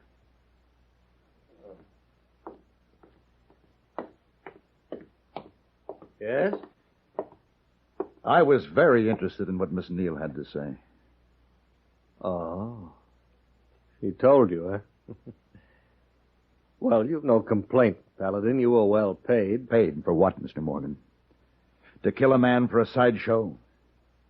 Well, I didn't realize you gunmen drew a fine line. Well, right now it might be a pleasure to kill. You're wearing a gun. Why don't you draw? I have no reason to draw against you, Paladin. But don't! Now you have a reason. I won't draw, Paladin. I won't give you the excuse to shoot me. There's no way, Paladin, unless you choose to commit a real murder.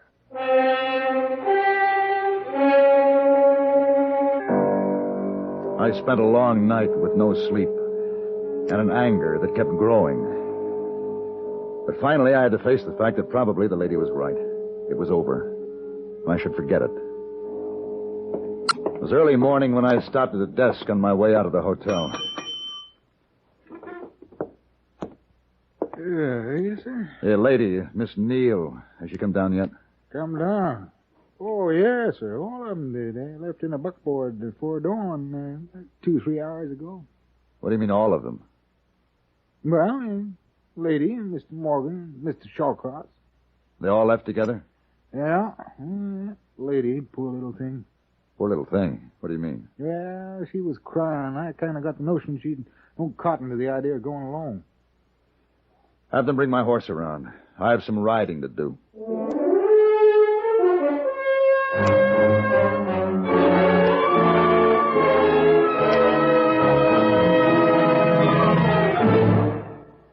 Car owners, have you ever heard of K-Site Smooth Seal? Why, no. Why, no. Is it new? What's it do? Well, this is off the record. Just between us boys, your automatic transmission, does it ever make a noise? You mean a little kind of grinding? Does that little chatter matter? I hear a very weird whir sometimes. It doesn't sound good, boys, but let's be sure. When you're sitting at the light and it goes to green, you put your foot down hard. Have you ever felt a sort of a jerk, a kind of a jar, or heaven help you, a real thud bump? Oh, I've felt it. Oh, me too. I've had it, stranger. What do we do? Well, don't buy a horse and don't trade your car. Just get yourself some new K-Site Smooth Seal. New K-Site Smooth Seal? New K-Site Smooth Seal? New K-Site Smooth Seal? How will that help? Why, it's made to soften those shrunken seals, which are apt to leak when there's power on the wheels. It stops those thud bumps, jerks, and jars that are apt to creep into these modern cars. Why, this K-Site Smooth Seal in one application can pack them all off on a long vacation. And it's less than $2 at your service station. A little new K-Site Smooth Seal, boy? Come on. I'll go. And if it doesn't work? You get double your money back.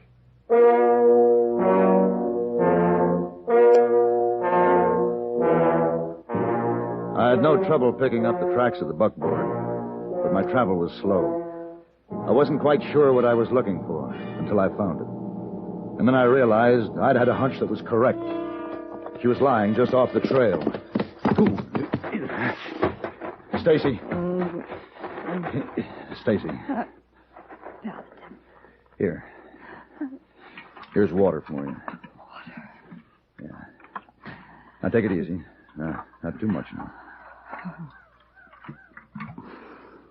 Good. This was his way of getting even for what I told you. Yes, I realize that. I guess it doesn't matter. I guess I asked for it. Of course it matters. Stacy, you think you can stand up? Yes, I think so. All right, here, let me help you. A little wobbly, huh? A little wobbly. Where are we going? I'm going to help you on my horse.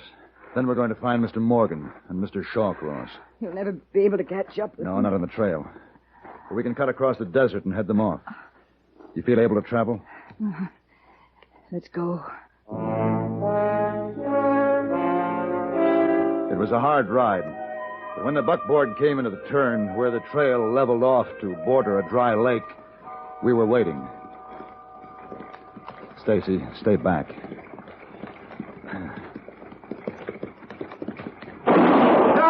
Hold it! Paladin, what is this? If I fire again, Morgan, it won't be in the air. Now, don't be hasty, Mr. Paladin. Yes, Shawcross, I understand. This gun won a bet for you. Gives you some respect for it, huh? All right, get down. Paladin, whatever it is. Get down. Throw your guns on the ground. Paladin. Paladin, wait now. You're a smart man. And we have money, Paladin. We have lots of money. So I understand. I'm sure you're a reasonable man. Certainly, but I'm also curious.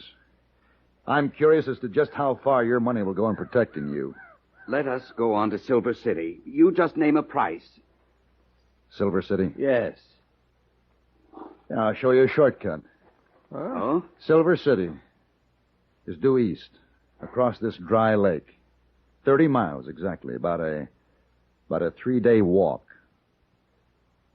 Well, you better get started. Walk? Are you insane? I told you I'm curious. You left Stacy to take her chances with the desert with no water. Well, but Paladin... You're going to have better odds. I'll give you a canteen. This is murder. Oh, no. It's a wager. I made a bet with myself that 2 men carrying a canteen of water could walk 30 miles across this desert. You can't mean that. Oh, but I do. All right. You're going to force us to do this, Paladin? I am. Very well. In spite of what your intentions might be, we will consider it a challenge. Shawcross? All right. The canteen, Paladin. Here. Thank you. Let's just understand this much, Shawcross. We make it to nightfall before taking any water. Yes. The important thing is not to lose our heads. By all means. One thing, Paladin. You'll pay for this. Suppose you get started.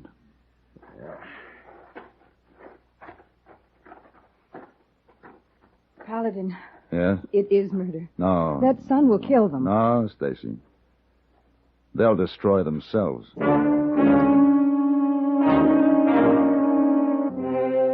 We watched the figures of the men grow small in the distance. Then I tied my horse on behind the buckboard, and we started out across the dry lake, driving slowly behind them, keeping them always in sight. Hours passed, and the sun beat down without mercy. And more hours passed. Their plan didn't seem to work. What's that? Saving the water, have you noticed? You can see them passing the canteen back and forth. Yes. Oh, Stacy. I don't belong here. Where? In the judgment seat. Nah, I'm going after them. I thought you would. Come on. Paladin! Paladin, look! Oh, Oh, no. hurry, you've got to stop him!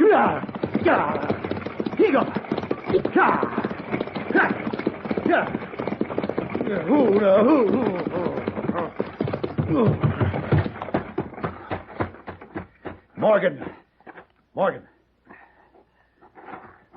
He's dead. Yes. Yes, I killed him. Took 2 swallows of water. He was only supposed to take 1. I killed him with this rock. I guess you're not beyond the law this time, Morgan. 2 swallows. The agreement was 1. Come on.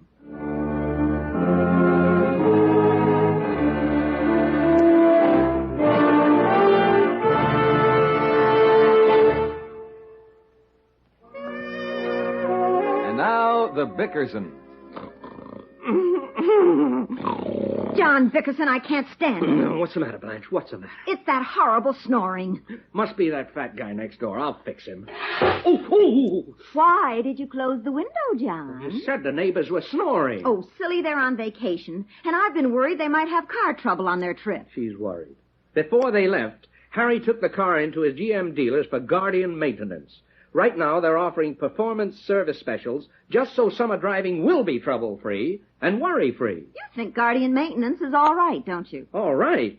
Why, it's the best kind of service for the best kind of cars, even at 3 o'clock in the morning. Now, good night, Blanche. We recommend a daytime call on your GM dealer for educated service by trained mechanics using special tools and factory-approved parts.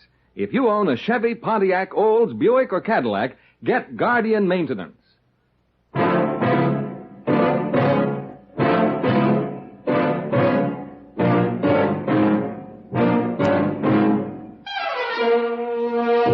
Have Gun, Will Travel.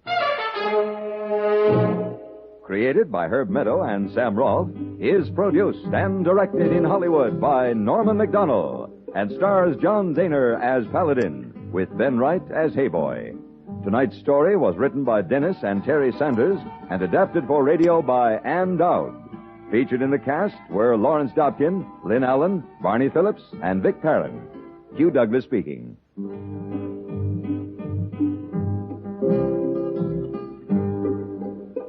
Join us again next week when CBS Radio presents Have gun, will travel.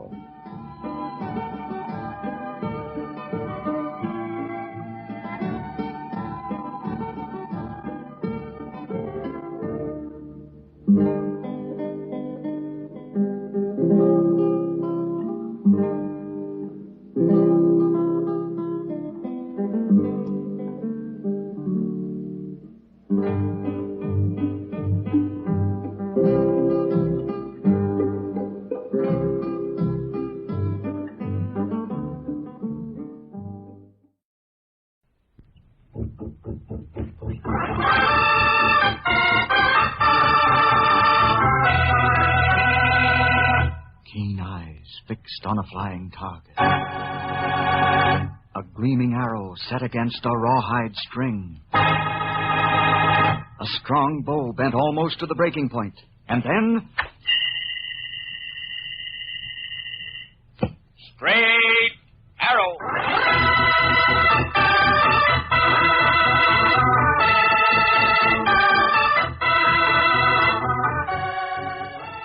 Nabisco Shredded Wheat presents Straight Arrow, a new thrilling adventure story from the exciting days of the Old West. To friends and neighbors alike, Steve Adams appeared to be nothing more than the young owner of the Broken Bow cattle spread. But when danger threatened innocent people, and when evildoers plotted against justice, then Steve Adams' rancher disappeared.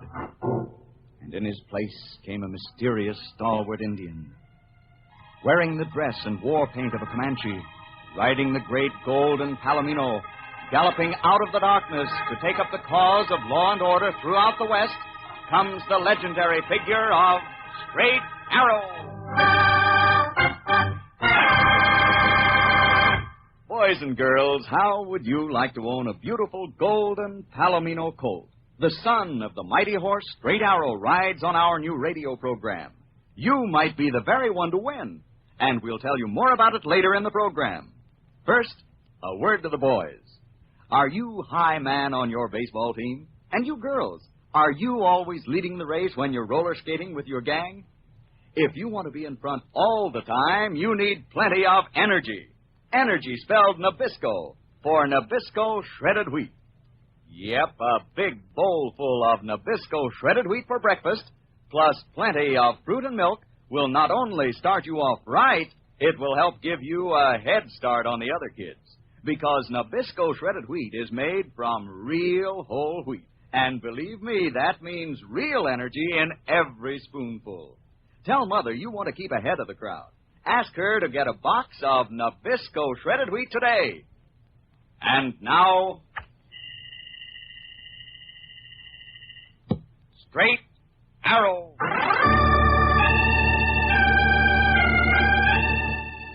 The route of the Sawbuck stage line between Flint Rock and Calvados runs along the flat prairie, and then through a steep cut in the Sangre Cristos Mountains. The mountain road begins only a dozen miles from the ranch house of the Broken Bow cattle spread.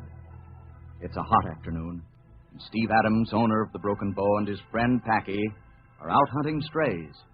As they come around a jutting shoulder of rock, Steve Adams calls a halt, his keen, dark Indian eyes under the brim of his Stetson sweeping over the buffalo grass and the foothills of the Sangre Cristos. Oh, son. No sign of those strays around here, Packy. Reckon they must have drifted some other direction. Can't see hide nor hair of them. You can't, eh? Now, Steve, you mean a scraunchy old placer miner like me's got better eyes than Straight Arrow? Packy, I told you dozens of times, don't call me by that handle. Why not? That's who you are right enough, Straight Arrow. The mysterious Comanche Indian that rides that big Palomino horse. I'm not riding him now. As far as everybody's concerned, I'm just plain Steve Adams, cattleman. Everybody except me, Steve. But don't fret, I only call you Straight Arrow when we're alone. All right, Packy, never mind. You were saying something about my eyes. Yep, sure was. I spotted a cloud of dust that you didn't. See it yonder up there in the foothills? I saw it a long while ago, Packy. You did? Yep, and it's not our strays. It's a Sawbuck stage for Calvados. That dust is moving right above where the trail ought to be. Ah, shucks. And I figured for once I'd outsmarted you. Yep, it's a stage right enough. We can't see it, just the dust, but... Packy. Huh? What's biting you, Steve? It stopped. Well, what if it has? Maybe it sprung an axe or broke a trace or... Gee, how's it that, Steve? Shoot! Yeah, Packy. I reckon what stopped that stagecoach is a holdup. Come on, prod up your pony. We got to get there pronto. Here, old son.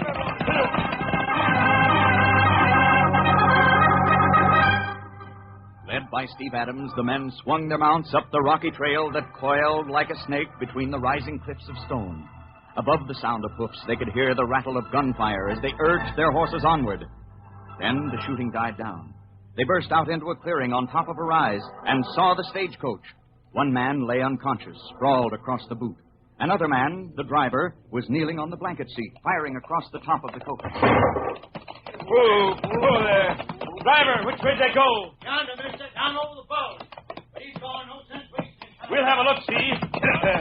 Whoa, whoa, whoa there. Whoa.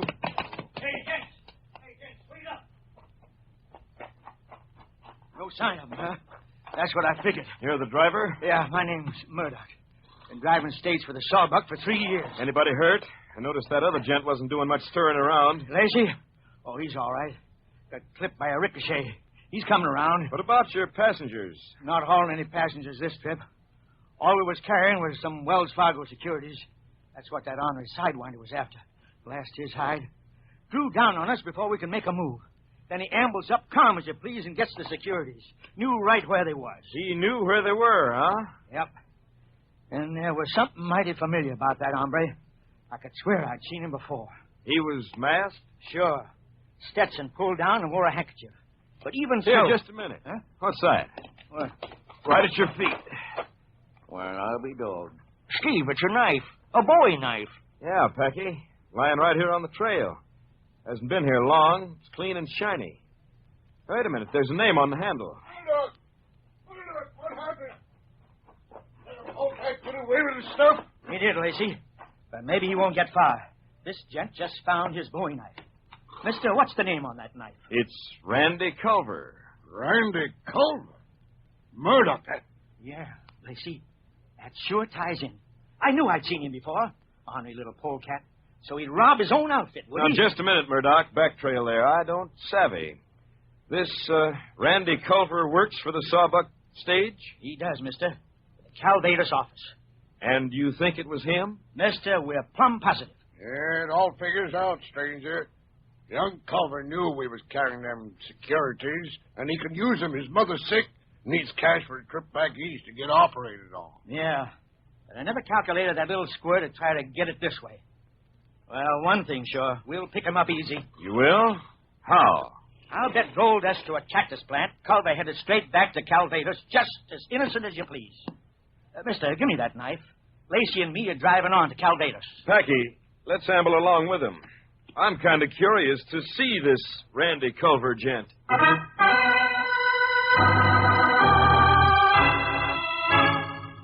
Several hours later, just at twilight, the Sawbuck stage rolls into Calvados and pulls up in front of the company office. Steve Adams and Packy drop off their ponies at the hitching rail and follow the stagecoach men inside. A kerosene lamp hangs from the ceiling, casting a yellow glow on the small room. And behind the desk, a tall young man looks up as they enter. Well, Murdoch, Lacey, howdy. Stage is late. You have any trouble? Yeah, Culver. We had trouble. And I reckon you know all about it. Here. Is this yours? Yeah, it's my knife. Where'd you find it? Well, where do you think? Up in the Sangre Cristos, right where you dropped it after you robbed the stage. Robbed the stage? Now, look here, Murdoch. Murdoch, maybe we ought to search his desk. It'd be just the kind of slick trick it'd pull, hiding them Wells Fargo securities right under our noses. Good idea, Lacey. Culver, stand away from that desk. Sure, but you're heading up the wrong trail. Murdoch. Here they are, right in the bottom drawer. Well, Culver. Well, I don't know how they got there. Lacey, go call the sheriff. No, you can't. My mom's sick. You can't. Call the sheriff, Lacey. Don't move, Lacey. Don't nobody move. Here, Culver, put down that gun. You keep out of this, stranger.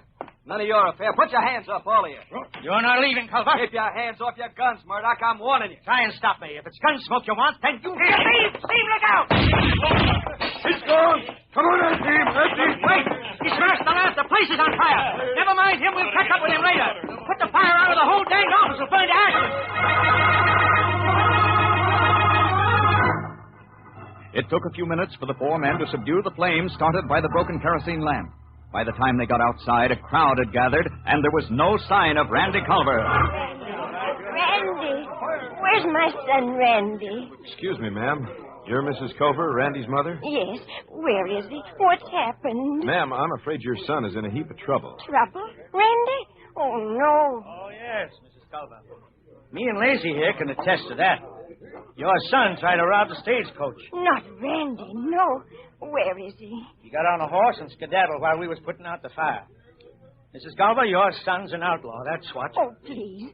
Randy'd never do a thing like that. He'd never... Murdoch, that's enough. Oh. Ma'am, you're not well. Packy, lend a hand. We got to get Mrs. Culver back to her home. Oh, sure thing, Steve. Now, ma'am, don't you fret now. Everything will be all right.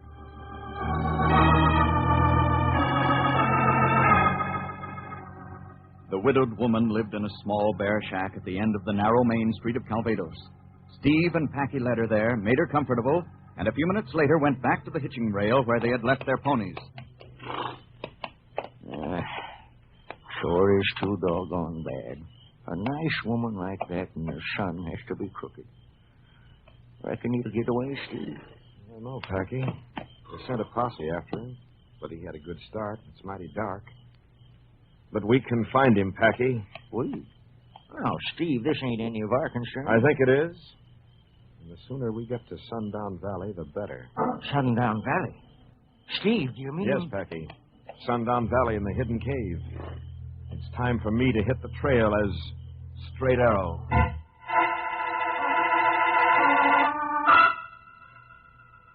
A short distance from the Broken Bow cattle spread lay Sundown Valley, and in it, a weather-beaten mine shack which stood at the entrance to an apparently deserted mine shaft.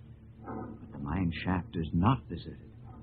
Within, through a secret entrance known only to Steve Adams and Packy, lies a vast subterranean cave. The walls of the cave glitter with crystals of gold. From some unknown source comes light that spreads a shimmering gleam everywhere. As the two men enter, a great golden palomino tosses its head and whinnies eagerly. Steady, big horse. A Comanche bow and Comanche arrows hang on the wall. There's Comanche war paint and Comanche garb. Quickly, Steve Adams changes, and in a moment... Steady, great stallion. Steady. Stand ready. This is your master who speaks. This is Straight Arrow.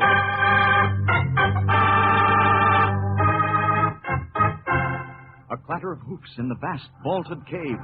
An Indian war whoop that rings from the glittering rock. Out into the night gallops the great golden palomino, and riding bareback, clad in Indian garb from head to toe, Straight Arrow on the trail of justice. Faster, great steed, to Calvados. Faster!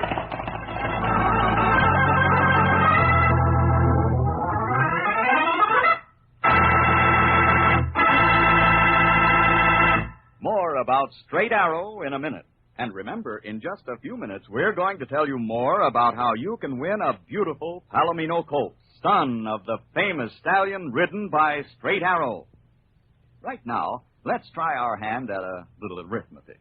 The way I figure it, there are 14 hours between your evening meal and next morning's breakfast, right? And that means you need to eat more for breakfast.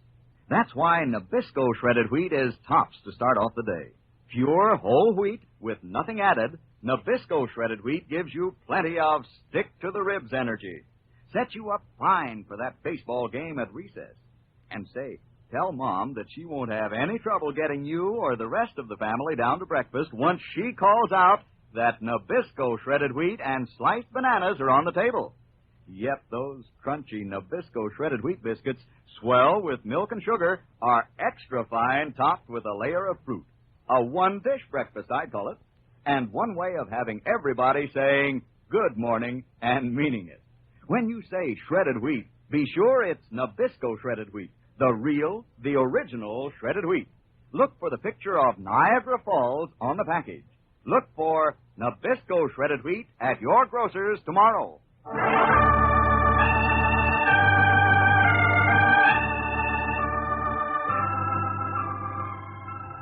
Once again, Steve Adams' rancher has disappeared, and in his place has come the legendary figure of the Comanche Indian known as Straight Arrow. Now, in war paint and Indian garb, a Comanche bow slung over one shoulder, and over the other a quiver of arrows, Straight Arrow travels through the night with his friend Packy beside him, until, in the moonlight, they see in the distance the sleeping town of Calvados. Oh, great Steve. My friend, from here we must go as quietly as the prairie wolf. The house of Randy Culver is on the far side of the town. But what are we going there for? We was there early this evening. As Steve Adams, Packy. Now it shall be Straight Arrow who will speak to Randy Culver. But he ain't there. He will be there. Come, my friend. Up, great Steve.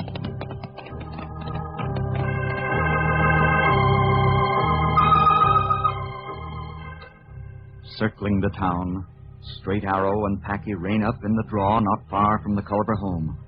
Then, leaving Packy with the horses, the Indian slips silently into the shadows.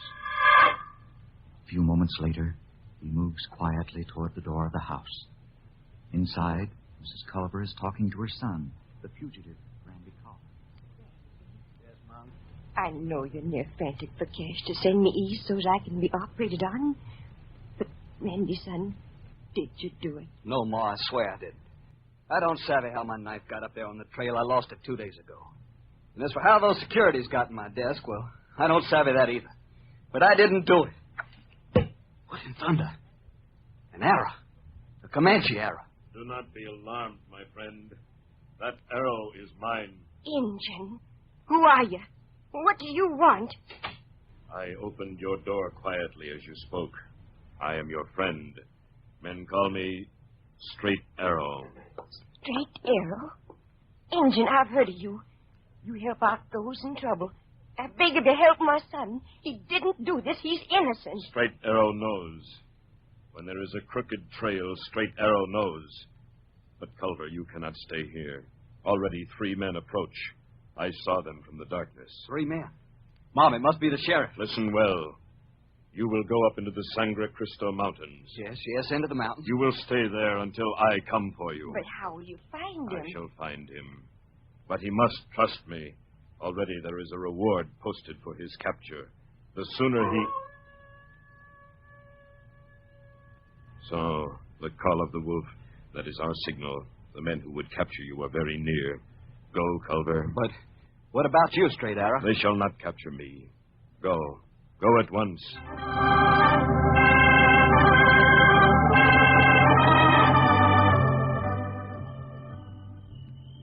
Sheriff, there's the Culver shack. If you ask me, this here's a waste of time. Right, Lacey? Yeah, Murdoch. Culver won't be there. Yeah, maybe not, gents. But I want to talk to Mrs. Culver anyhow. Come on. She might have some idea where her son is. If she does, she won't tell us. Well, even so. After all, Murdoch, didn't you tell me you got another Wells Fargo shipment in a couple of days? Yeah, day after tomorrow. 100,000. What of it? Plenty. If Culver's still loose, he might try for it. Nary a chance. Me and Lacey will be ready for him this time. Here we are, Sheriff. Here's the Culver place now. Get to one side. What in blazes? An inch one side. That engine. He jumped right up out of the brush. Where'd he go? I don't know. He hightailed past us faster than a spooked antelope. Hey, there he goes. Jumping cactus. Sheriff, did you hear that? He's got a Palomino horse. That means... Yeah, there's only one hombre with a coyote like that. Gents, that engine was Straight Arrow. I don't savvy. What's he got to do with Culver?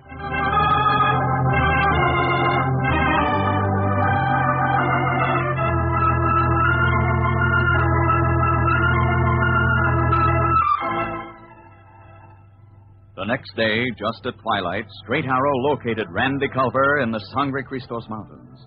They made camp and stayed there overnight. And in Calvados on the following morning, a short while after Murdoch and Lacey drove out of town in the stagecoach, Packy sauntered into the office of Sheriff Ferguson. Morning, Sheriff. You call me Packy? Yeah, howdy. What can I do for you? You still got a reward out for the capture of Randy Culver? Yeah, mister. 500 cash. What about it? Oh, nothing. Excepting yesterday when I was on my way back to Broken Bow cattle spread. That's Steve Adams' ranch. Never mind Steve Adams. What about Culver? Sheriff, he's up in the Sangre Cristos. What? Mister, are you sure? Sartin sure. I cut his trail yesterday. Caught a glimpse of him. And that ain't all, Sheriff. There was an Injun with him. Looked like a Comanche from the war paint, riding a giant Palomino. Straight Arrow. Huh? Straight Arrow, that's who that is. The two of them, huh? Most likely in cahoots, and... By thunder, the stagecoach. It just left. It's carrying $100,000 in Wells Fargo securities. And with those two up there in the Sangre Cristos... Kincaid, Shorty, yes, sir. Get your guns and saddle up. Trouble? Plenty trouble. Culver and Straight Arrow, both of them up in the mountains. And the stagecoach heading that way now. We gotta get up there pronto.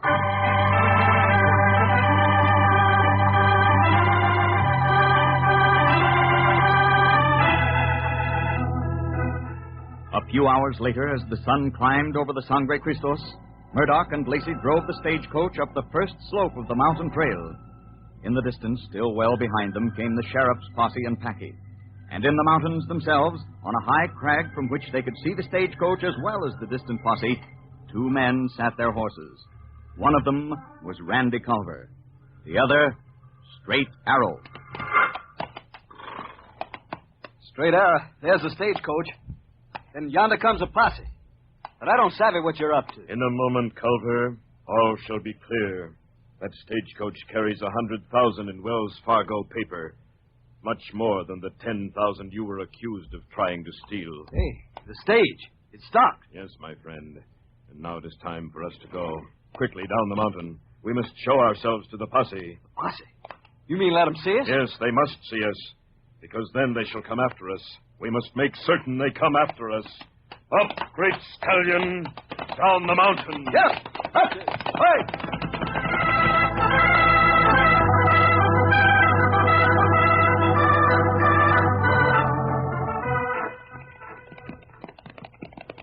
Well, mister, here is the Sangre Cristos, and there you sign a Culver or that engine. Only thing we've seen is the dust from that stagecoach. You certain of your facts? Dead certain, Sheriff. Culver and Straight Arrow are up ahead there somewhere. I hope you're right. I tell you, if we don't locate them soon...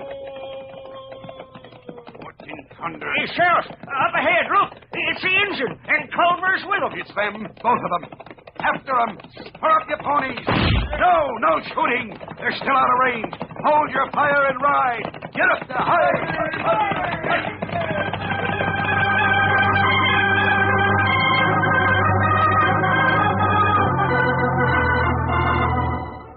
Once certain that the posse was on their trail, Straight Arrow turned his stallion up the mountain.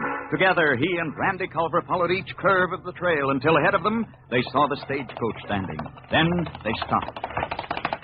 Oh, great steed. Straight Arrow, what do we stop for? The posse's after us. We wait here, Culver. But we can't wait. They're coming, I tell you. Stand your ground, Culver. Trust me and let them come. On galloped the posse up the curving trail, their guns ready, watching for Randy Culver and Straight Arrow. Suddenly, they burst into view, and as they did, Straight Arrow threw up his hand in the sign of peace. Halt! Let there be no shooting! Halt! Well, so you give up without a fight, do you? Don't try anything, Straight Arrow. Or you neither, Culver. We do not fight honest men, Sheriff. Honest men, is it? After Culver here tried to rob the stage? Culver did not rob the stage. Look ahead there in the distance. There is your stagecoach.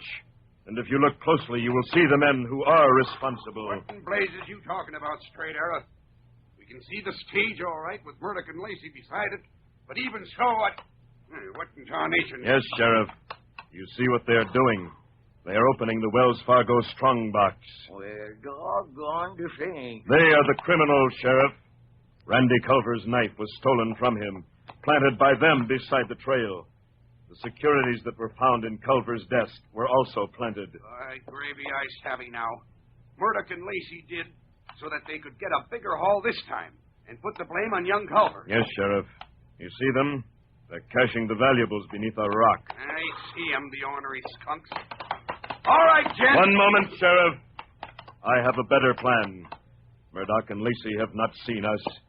Bring your posse back to Calvados. Let us go to your office and wait.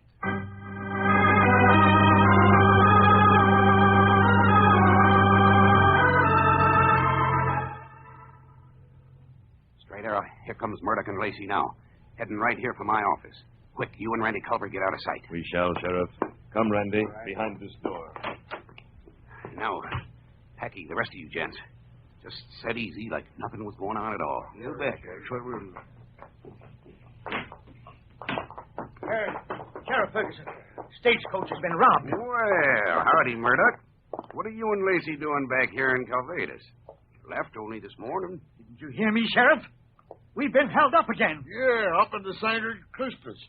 They got the 100,000 Wells Fargo paper. Well, I'll be doggone. You don't say. Who did it, Murdoch? Who do you think? Randy Culver, of course. Randy Culver and that straight arrow Injun. Well, don't just sit there. Get your horses. Get a posse. We gotta try to... One moment, Murdoch. What in... Murdoch. It's Straight Arrow. And Culver. So Culver and I robbed your stagecoach? That is very strange, since both of us have been with the sheriff since noon. Ever since we saw you and Lacey rob the stage yourselves. You saw... You mean... We saw you ourselves, and so did the sheriff and his posse. Lacey, we've been tricked. Hey, watch out! Watch out! Drop them. Drop your guns. Let go of my wrist, you ornery redskin. All right. All right. Here's my gun. Yours too, Lacey. Thanks, Straight Arrow. Those polecats were quick on the draw, but you sure got 'em first. All right, gents. Take these two along and put 'em behind bars. Straight Arrow, I want to ask your pardon. And there's 500 cash reward coming to you for this. No, Sheriff. I have no need for it. Give it to Randy Culver. To me, Straight Arrow? Yes, Randy. Use it for your mother to make her well. And now, adios, my friends. Mr. Straight Arrow. Yes, Sheriff. We'll see you again, won't we? Perhaps, my friend. Perhaps you will. But only when danger threatens. When there is injustice. Then you may look for Straight Arrow.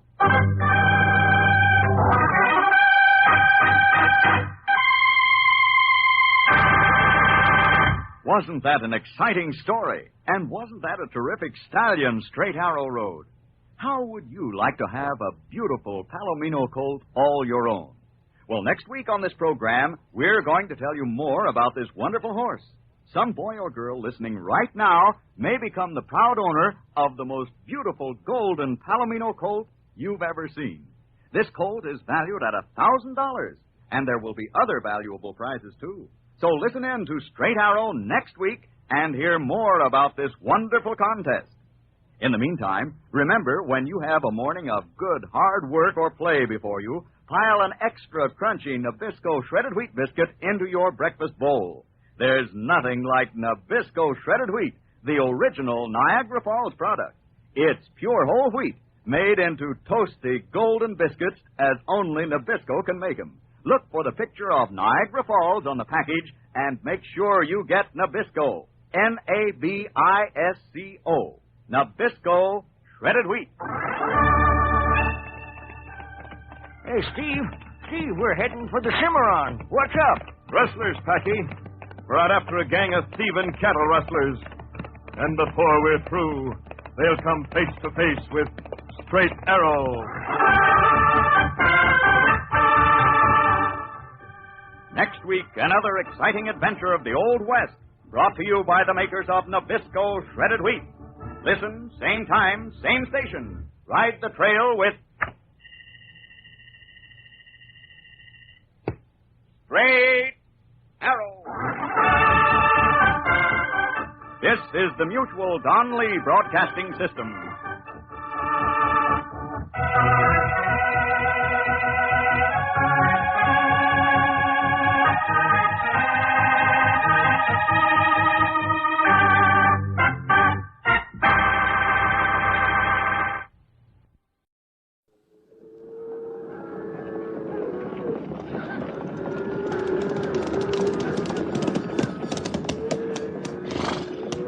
Slaughter's my name.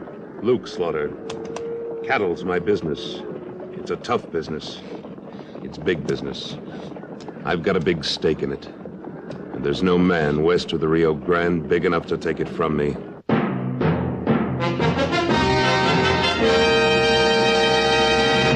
Luke Slaughter of Tombstone.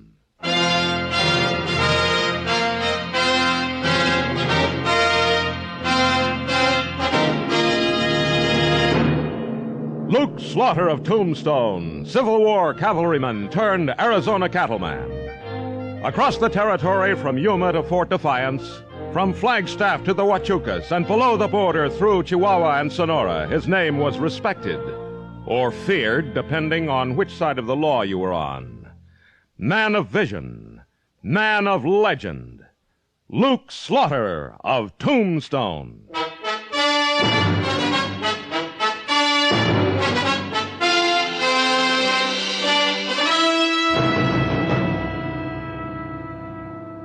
Carl Justice was dead.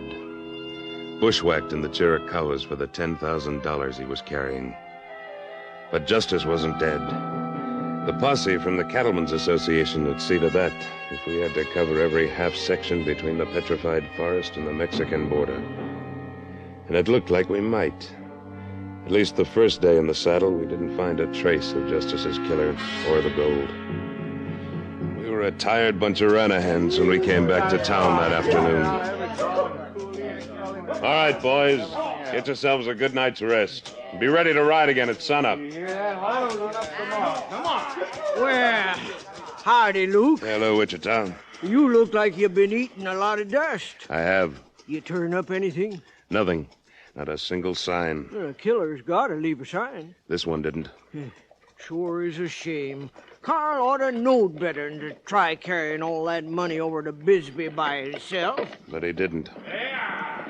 Oh, man, I'm tired. You going to go out to the ranch tonight? No, I'll grab some shut-eye over at the office. Let's go. Hold up a minute. You can't get by this outfit.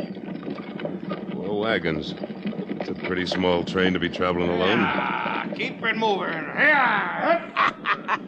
Real driving boss, ain't he?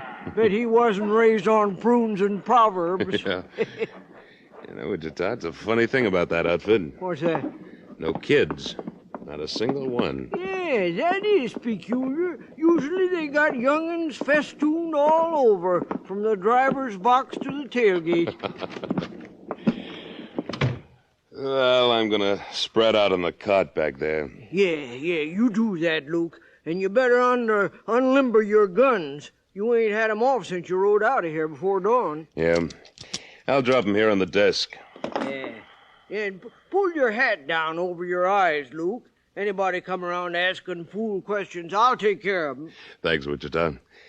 I sure wish I could find some trace of that killer. Oh, forget it now, Luke. I want to hear you snoring inside of 2 minutes. Carl Justice can't get no deader than he is right now. Evening, stranger. What can I do for you? You can reach, mister. This is the office of the Cattlemen's Association, stranger. Why the 6-gun? I'm asking the questions. Who's the hombre on the bed? Why, Answer me. Oh, him! Drunk, sleeping it off. So you're the famous Luke Slaughter of Tombstone. What do you want, stranger? That's what I wanted, Slaughter. Put you to sleep for a while. Wichita! Wichita! I shouldn't have taken my guns off. You get your wits back. I'll take over now. Hey, Slaughter. Slaughter, they broke a window and I was fixing to rob a bank. Who was? Well, there was 2 of them, and now they're riding east out of town. Oh. Well, ain't you going to follow them? Why should I? Well, you're head of the posse for the cattlemen. You're supposed to What about that other rider headed west? Well, he weren't nowhere near the bank. He come out of your office. That's right. Well, Slaughter, now look, we standing here yammering. Them thieves is getting that much farther. Did they get anything? No, but I told you they broke a window. I've got bigger problems than a broken window. Go chase them yourself. Well, all the high-handed cloud in the trail weighs to wink at a plain case of lawbreaking. What's going on anyway, Luke? I don't know, Wichita. I wish I did. That hombre had no call to pistol whip me. He wouldn't have gotten away with it if I'd had my guns. But remember, he thought he was pistol whipping me, Wichita. Say, that's right. Well, ain't you gonna try to chase him down? No, it's almost dark. Besides, who would you chase? The two riding east who broke the window in the bank? Or the one riding west who dented your skull? Well, yeah. Clean getaway on all counts, huh? No, Wichita, I don't think so. I've got an idea. But right now, let's get over to the old docks and get a plaster for your scalp. You might need your head before the night's out.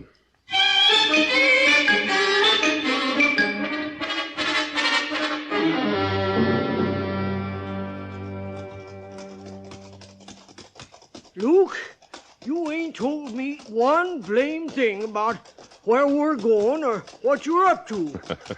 I'm not sure myself. Well, just riding in the moonlight won't get us nowhere. Besides, I'd think you'd had yourself enough riding for one day. I have. I don't cotton to a stranger cracking you over the side of the head with a pistol. Yeah, I appreciate that, Luke, but... And there are some other things that just don't fit. Such as?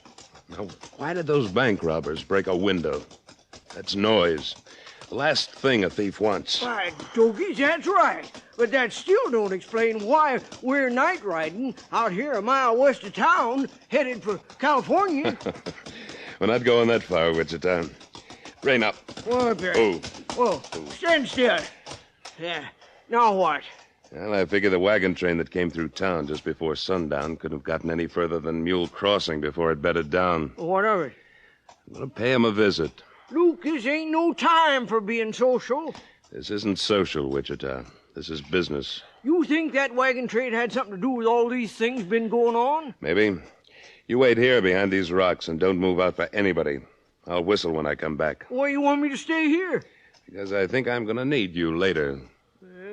Hope you know what you're doing. I'll know better in a half hour. So long. So long, you dead blame tight mouth.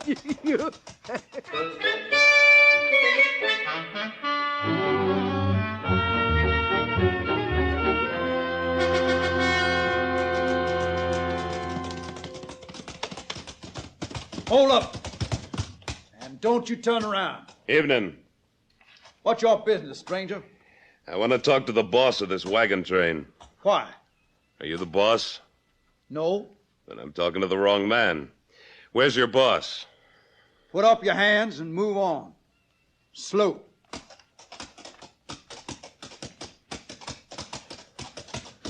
Hey, Burwell. Yeah? This is Lanigan. I'm coming in. Come on in. Don't sit out there and yell about it. I got me a snooper. Well, that's different. Here he is, Burwell. Riding in like he owned the camp. Yeah. Now, we ain't much for visitors when they come at us in the dark, mister. What you want? Some information. What kind? How many people in your train? Where you're headed? Where you camped last night? And where you were on the trail the day before that? Nosy, ain't he? Maybe you gents ought to know my name. Well, what is it? Slaughter. Luke Slaughter. He ain't Luke Slaughter, Shut Burwell. up, Lanigan. I'll handle this. Just who did you think I was, Lanigan? Why, We're pleased to make your acquaintance, Slaughter. My name is Burwell. Why don't you light and enjoy the fire? Thanks, Burwell. How about those questions of yours? Why do you want to know about us? For your own protection.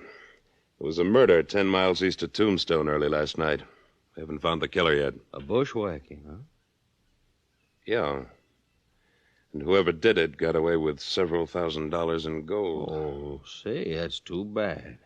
There's a couple of other things, too. Just after you passed through town before sunset, there was an attempt to rob the bank. You don't say. And a good friend of mine named Wichita got pistol whipped while that was happening. What the hell? Things are kind of active in Tombstone, ain't they?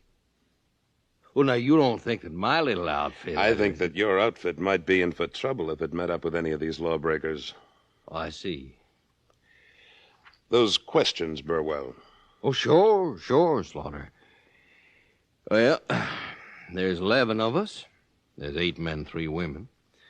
We left Dodge City several weeks ago, headed for the ocean. Camped on the trail last night, no special place. Have you seen anything or anybody unusual? No, can't say I have. Well, keep your eyes open, Burwell. I wouldn't want to see an innocent wagon train get dry gulched. Oh, we'll do that, Slaughter. Mighty nice of you to ride out to tell us. Friendly thing to do, I figure.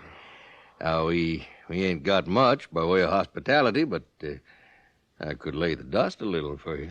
Well, now, that'd go down real good on a night like this. Molly. Yeah, Hank. Bring the whiskey. A man's kind of apt to forget his manners out on the trail, Slaughter. Here's the jug, Hank. Yeah. Well, this here's Luke Slaughter, Molly. Here's my wife. Howdy, ma'am. Pleasure to meet you, Mr. Slaughter. Why don't you try this for size? Thanks. Just right. Well, it's turning into a cold night. Have another. No, thanks. That does it. It's time I got back to town. Oh, by the way, Mrs. Burwell, one thing has me curious. What's that, Mr. Slaughter? Every wagon train I've ever seen carried at least half a dozen kids. You don't seem to have any. Some people don't have children. I guess that's right. It was just a thought. Well, you're being pretty personal, ain't you, Slaughter? I didn't mean to be. So long, Lanigan. Maybe we'll meet up again sometime. Yeah, sure. Like I said, Burwell, be careful. Adios.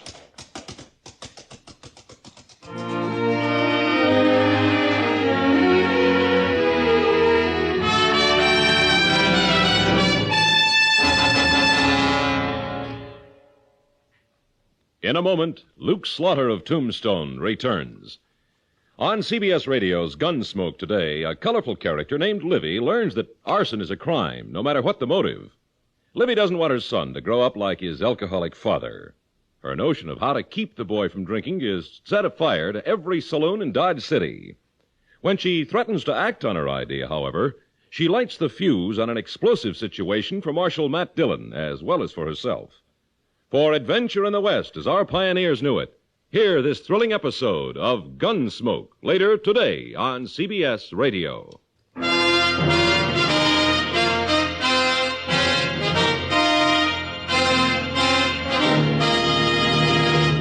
And now, Act Two of William N. Robeson's production of Luke Slaughter of Tombstone.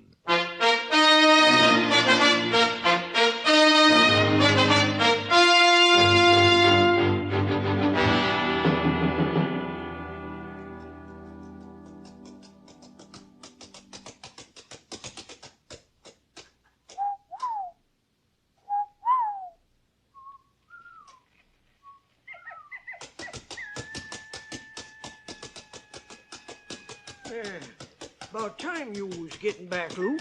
I was beginning to know all the coyotes by name. It was worth it, Wichita. I've been talking to the man that pistol whipped you a few hours ago. You was? And after that bunch has had a chance to think it over, I think we'll both be talking to him. It makes sense, will you, Luke? That wagon train, Wichita. It's the headquarters for everything that's been happening around here lately. It is? Well, you just ain't going to leave them out there and let them go on. No. Unless I'm dead wrong, they're going to send a man gunning for me. And I think I know who it'll be. That pistol whipper? Yeah. Listen. That's one horse, Luke. And one rider.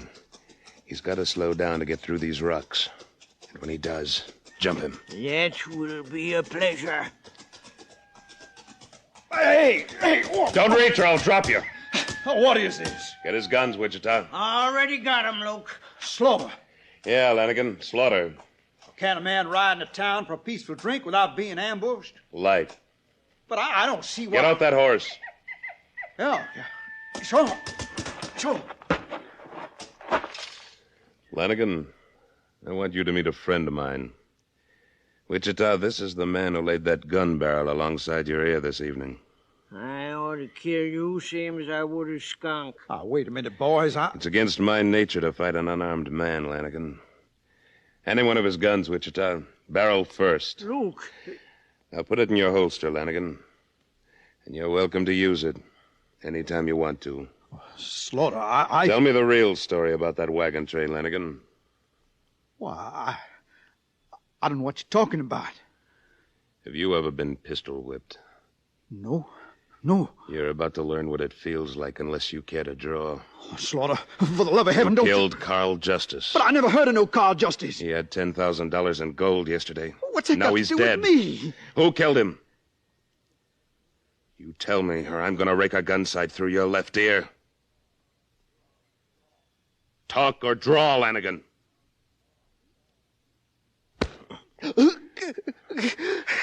Who killed him? You want another one? No. It was Burwell. He told me not to, but he put up a fight, and Burwell... A man doesn't fight with his back. Why did you pistol whip Wichita? Well, it was Burwell's idea.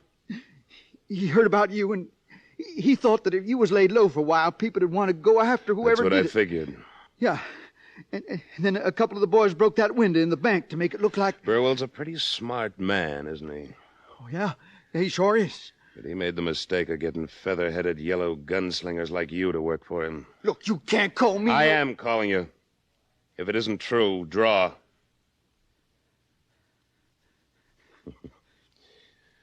Take his gun, Wichita. He won't use it. Oh, Slaughter, please give me a chance. Just let me go, and I'll go back to Dodge, and I'll never come out this way again. Wichita, head his horse back toward camp and give it a slap. Sure, Luke. Oh, what you gonna do, Slaughter? I'm gonna use you for bait. Wichita, you walk him back into town. Well, where are you going? I'm not through here yet. Oh, and get a message to Sutton. Tell him to wake up the posse and spread him around the cattleman's office, ready to shoot. Well, you can't face that whole wagon train by yourself. I won't have to, Wichita. When Lanigan's horse gets back to camp, they'll know something went wrong, and most of them will go to town looking for me. That's why I want that posse standing by. Well, what do you want me to do with this here tail-dragging specimen when I get him back to town? Tie him up in the back room of the cattleman's office and wait for me. Oh, and don't light any lanterns. You don't have no objections if I have to ruffle this waddy up some, do you? None at all. Well, come on, you. Walk!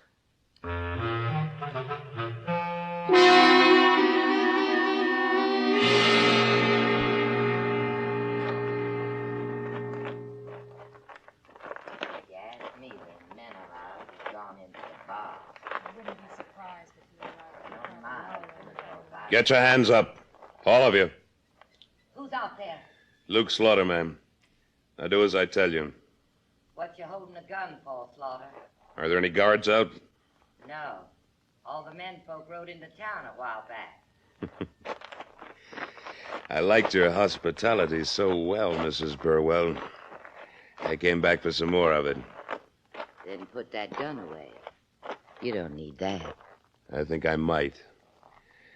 You see, Mrs. Burwell, I know the whole story. What do you mean?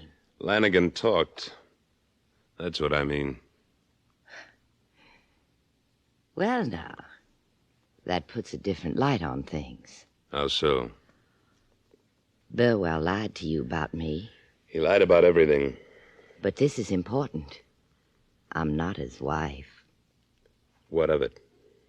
You're a good-looking man, Mr. Slaughter. Make some woman a fine husband. A rich woman, Luke. Meaning?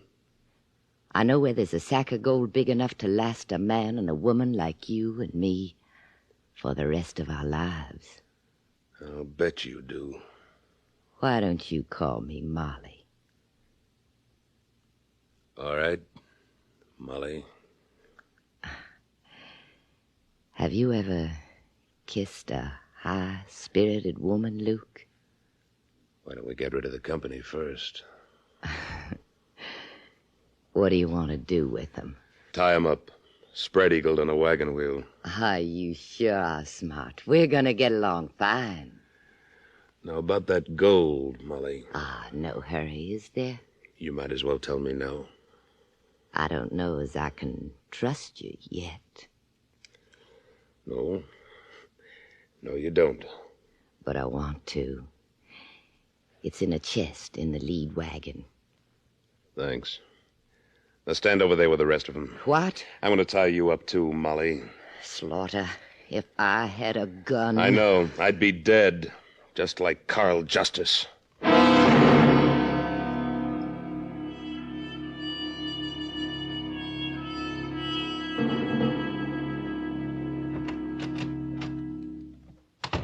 That you, Luke? Yeah.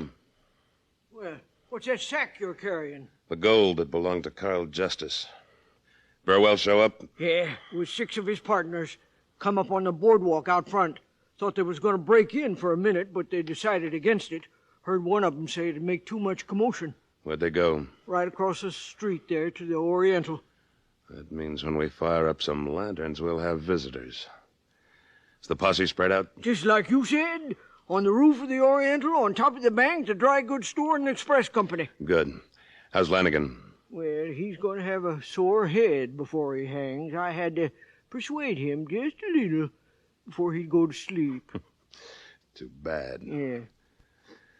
Well, let's get this over with. I'm going out the front door. You light the lamps in the office. By jogies, this does my old heart good. There he is now, boys. Come on. Stay where you are, Burwell. Now, Slaughter, boys and me just want to talk to you. Do your talking from right there. I don't like to shout up and down the street. I do. Before you say anything else, I think you ought to know that you're covered by 18 guns, 20 including mine. And in case you think I'm not telling the truth, I'll ask the men on the top of the bank to speak up. Now, just what did you want to talk about, Burwell? Let's forget it, Slaughter. Me and the boys will be moseying along now. No, you won't. I've got some talking to do. Your women folk are tied up to the wagons out at your camp.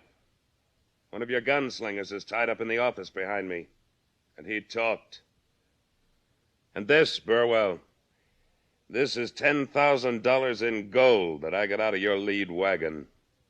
It belonged to Carl Justice before you killed him. You got anything to say now, Burwell? I reckon you said it all. Then drop your guns and step forward. All of you. All right, men. Close in and take them. Luke, that is the dangest thing I ever seen. Got every single one of them and didn't smoke up the town a bit. Sometimes you're lucky, Wichita. But don't fool around with a red-hot branding iron until you're ready for the roundup.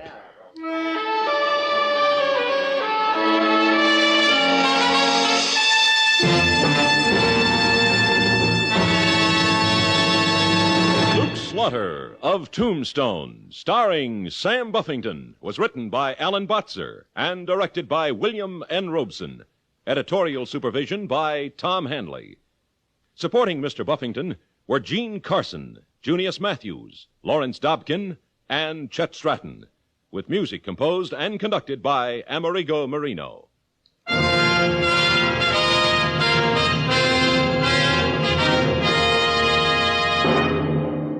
Next week at this time, we return with... Slaughter's the name. Luke Slaughter. When we meet up again, you can call me that. Luke Slaughter.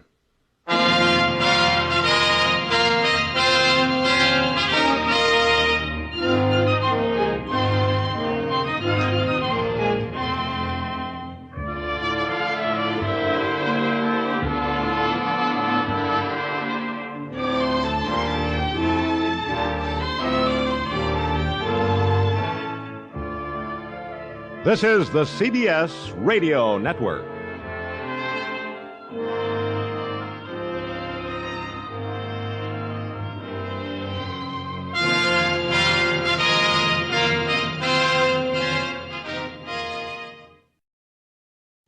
Tom Mix Ralston Straight Shooters are on the air. And here comes Tom Mix, America's favorite cowboy.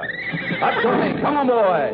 Shredded Ralston for your breakfast. Start the day all shining bright. Gives you lots of cowboy energy with a flavor that's just right. It's delicious and nutritious, bite-sized and ready to eat. Take a tip from Tom, go and tell your mom shredded Ralston can't be beat. The Tom Mix Ralston Straight Shooters bring you a complete Western detective thriller, The Mystery of Whispering Canyon. The sun is bright on the shingled roof of the TM Bar Ranch House today, but inside faces are troubled. The tall figure of Tom Mix is tense as he stands with his young ward Jane, facing big burly Sheriff Mike Shaw and a visitor. Now, take it easy, Mike. We've faced a lot worse springs than this. Sure, Mike. This isn't going to be so bad. Come, Jenny. You know I'm not scared of man or beast. I'll take on a wildcat with my bare hands. I'll ride any crazy bucking horse this side of Waco, but... You can do it, Mike. Yeah, all right, sure. I can do it if I have to, but I don't have to like this pestiferous old pill peddler experimenting on me. Oh, sure, Mike, sure. Yeah. The older you get, the more stubborn you get. All I aim to do is change that bandage on your arm. Sure, Mike. You know you can trust Doc Green. Sure he can trust me. Why, I patched up that hide of his so many times that Well, go on and get it over with, you old sawbones. I'll just do that. I say I'll just do that. Mike, you know that Doc Green is the best doctor we had in Dobie. And just about anywhere else, I'd bet. Well, it's just a little thing. That slug of that bank robber just creased me through the air. Yep, easy now, Doc. Sure lucky your jump landed you right on top of them, Mike. Yeah. You know, after you landed on top of those two would-be bandits, they weren't going to be going very far. Considering your weight, it's lucky they were able to get up at all. Now, Doc, do you have to put more of that stinging stuff on? Mike Shaw, you're the biggest baby in Dobie County. I say the biggest. Yeah. Now, you ought to let little Janie be an example to you. Sure, Mike. Tom always says not to mind a little stinging of the antiseptic. It's for your own good. Hear that, Mike Shaw? Better listen to her. Doc, if you didn't have hold of my good right arm just now, Handy little scratch it is, too. Why, won't even have to put a bandage back on. Wait a minute, quiet. Somebody's coming in. The way they're riding that horse, they aren't coming on a purely social call. Come in.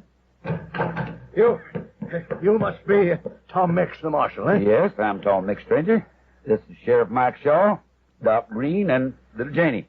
What can we do for you? I hope you can do something, Mr. Mix. I'm Frank Dawson. It's my partner, Bill McGregor. He's taken a bad fall in Whispering Canyon. Whispering Canyon, what in the name of thunderation were you doing in that place, Dawson? That's private business, Sheriff. But you've got to help McGregor. He's laying out there hurt. Maybe worse. Now, come on, Mr. Dawson. That's what we're here to do, to help. Oh, thank you, Marshal. But we've got to get started. Easy, Dawson. We've got to know more first. Tom, isn't Whispering Canyon the place they say is haunted by the ghosts of Indian warriors? Yes, Janie, I've heard some folks say that. Yeah, I've heard it said that nobody spent the night in there and lived to tell the tale. Well, I spent 3 days there years ago, and I'm still here talking about it, Mike. Yeah, Tom, but you've come through these things a lot of times where nobody else would have come out alive. Mike, you're letting your imagination take the bit in its teeth. There is something weird, uncanny about that place, Mr. Mix. The way it got Bill... You know, Tom, there are stranger things in heaven and earth. I know, Doc. It's hard to believe that Neil Armstrong and those other astronauts could walk on the face of the moon. But Dobie County is a fine place for raising cattle and horses. But I don't think its climate agrees with ghosts. I don't know what got Bill, Mr. Mix. All I know is that he's laying All right. We'll saddle up and ride out there. Across that rough country, we can make better time on the horses than in the station wagon. Can I come along, Tom? Janie. Yes, Janie, you can come, honey. I know there aren't any ghosts in Whispering Canyon to hurt you. Yeah, if any ghosts come to you, honey, you're going to have to reckon with Mike Shaw first, I reckon. Well, both of you. Mike, Tom, you better take good care of that girl or you'll have...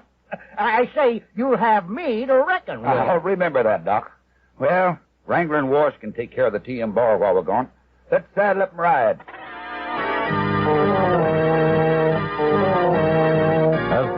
begins to dip below the triple vista that is the territory near Whispering Canyon, the four riders from the TM Bar keep their horses at a steady pace. Tom Mix is in the lead astride his great horse, Tony. Sheriff Mike Shaw and Jane ride behind. As they travel, Tom speaks with the distraught man, Dawson. Dawson, tell me exactly how your partner McGregor got hurt. It's just like I told you, Mr. Mix. We were riding near the rim of the canyon, and suddenly McGregor fell off his horse. He went sliding and tumbling down the wall of the canyon. I lost sight of him in the shadows. Now, McGregor wasn't a newcomer to these parts like you are, Mr. Dawson. Just how did he come to fall off his horse? Well, the cinch belt seemed to slip.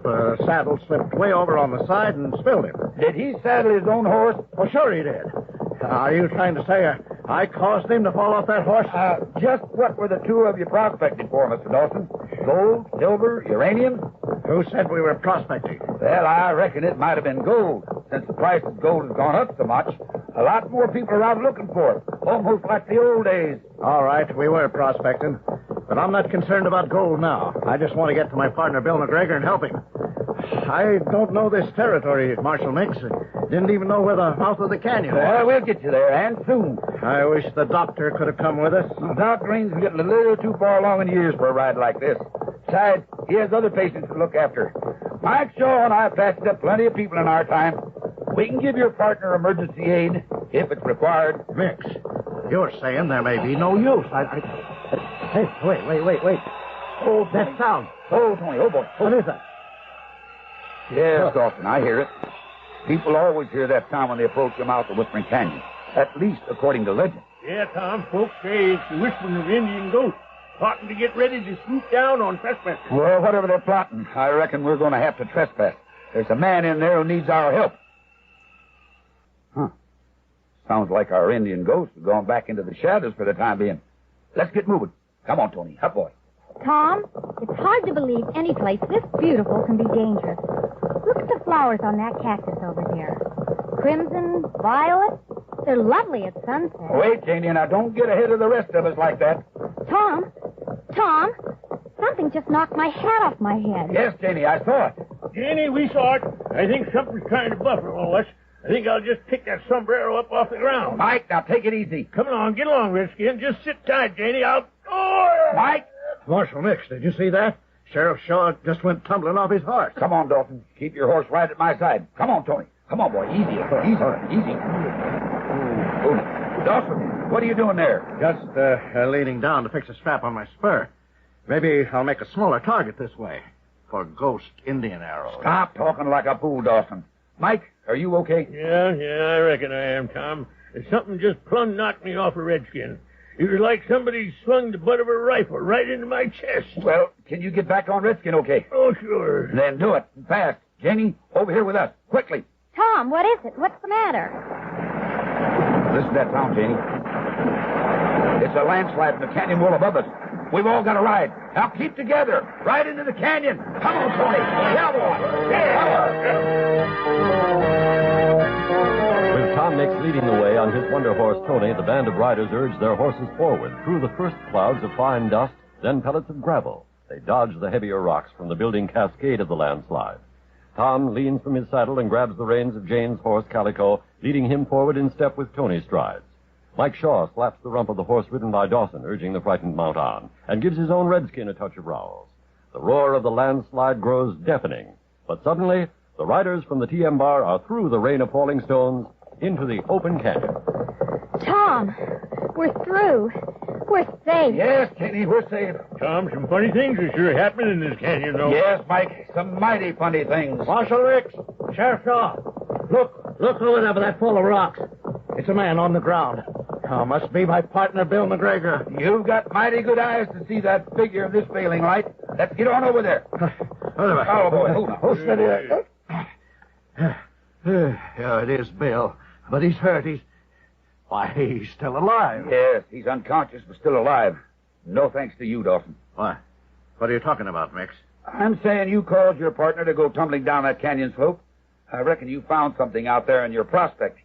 Something you wanted all for yourself. You talk too much, Mix. Tom, he's got a rifle from his saddle. Yes, Jenny, I see the rifle. Keep talking, Mix. What else do you figure? Well, I figure you had another trap rigged up for this poor fella. A deadfall of rocks at the mouth of the canyon, fixed up with a tripwire about chest high. Janie was short enough that the wire just knocked off her hat, but it caught Mike Shaw square across the chest, knocked him right out of the saddle. It was no ghost that did that. Stay where you are, Sheriff Shaw. Don't try to stray off to the side like that, out of my range of vision. Well, I'm just eating these old bones of Mike, mister. Mike broke the wire, Dawson. It released the deadfall of rocks. You didn't have to lean down like you did when we went through, but you didn't know that. We escaped the trap you set for your partner. I didn't need it after all. I saw my chance and pushed him into the canyon. Yes, I thought so. From now on, you all know too much. Dawson, you don't think I'd have said all that if I didn't have one of my men right behind me. The great Tom Mix stooping to an old trick like that.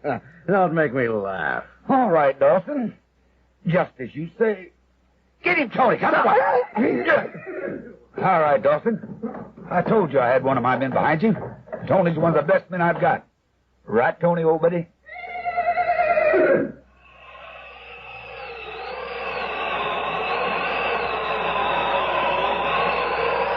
Tom, yeah, that sound starting up again. Like those Indians are plotting together again. Tom, what is that sound? Well, both of you ought to know what it is. That's just the wind blowing through a strange formation of rocks up there on the ridge. I found the spot years ago. But we can sort of imagine it's the Indians celebrating one intruder into their canyon getting what's coming to him. Tom, do you think Sheriff Mike can take care of that wounded man and the prisoner Dawson all by himself? Oh, I reckon that Mike has held down a lot harder jobs than that, Janie. And now that we know exactly where they are, we can take Doc Green back. There's a helicopter from the Dobie flying field. Tom, you were suspicious of Dawson almost from the first. Well, I caught on to his game pretty quick, Janie. Remember how he said the cinch belt of his partner's saddle had slipped, sending him into the canyon? It just doesn't happen. A cinch belt never slips. Oh, it might break, but it never slips. Well, Tom, sometimes a tenderfoot will let a horse suck wind, so the belt will get loose when the horse lets out his breath. Yes, Jenny, you're right. But Dawson's partner, McGregor, wasn't a tenderfoot like Dawson himself. McGregor would never have made a mistake like that. It's just as I've always told you, Janie. Lawbreakers always lose. Straight shooters always win. It pays to shoot straight. Up, Tony. Come on, boy. Yeah! Yep, there, Calico. Yep. Yep, boy. And so, once again, Tom Mix wins out and brings to a successful conclusion the mystery of Whispering Canyon. Tom Mix was played by Curly Bradley. Others in the cast were Hal Perry, Art Hearn, Jack Lester, and Nancy Waddell. The program was written by Jim Harmon and directed by Howard Ryder. Art Hanna speaking. Come along, folks, and listen for a spell. Here's Hawk Larrabee with a tale to tell. I don't know about you, Hawk, but I'm plumb tuckered. That was a good day's work we just put in. Sure was, Somber. Looks to me like we darn near worked ourselves out of a job. How do you mean?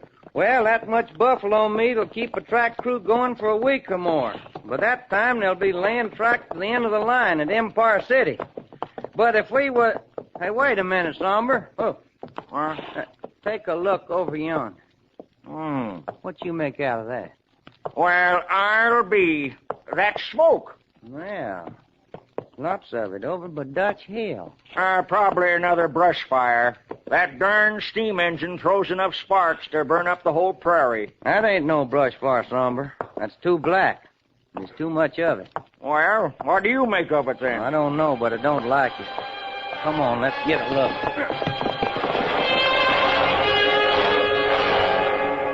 Well, it was our cross ties burning. A whole mountain of our cross ties that we was going to use to finish the line.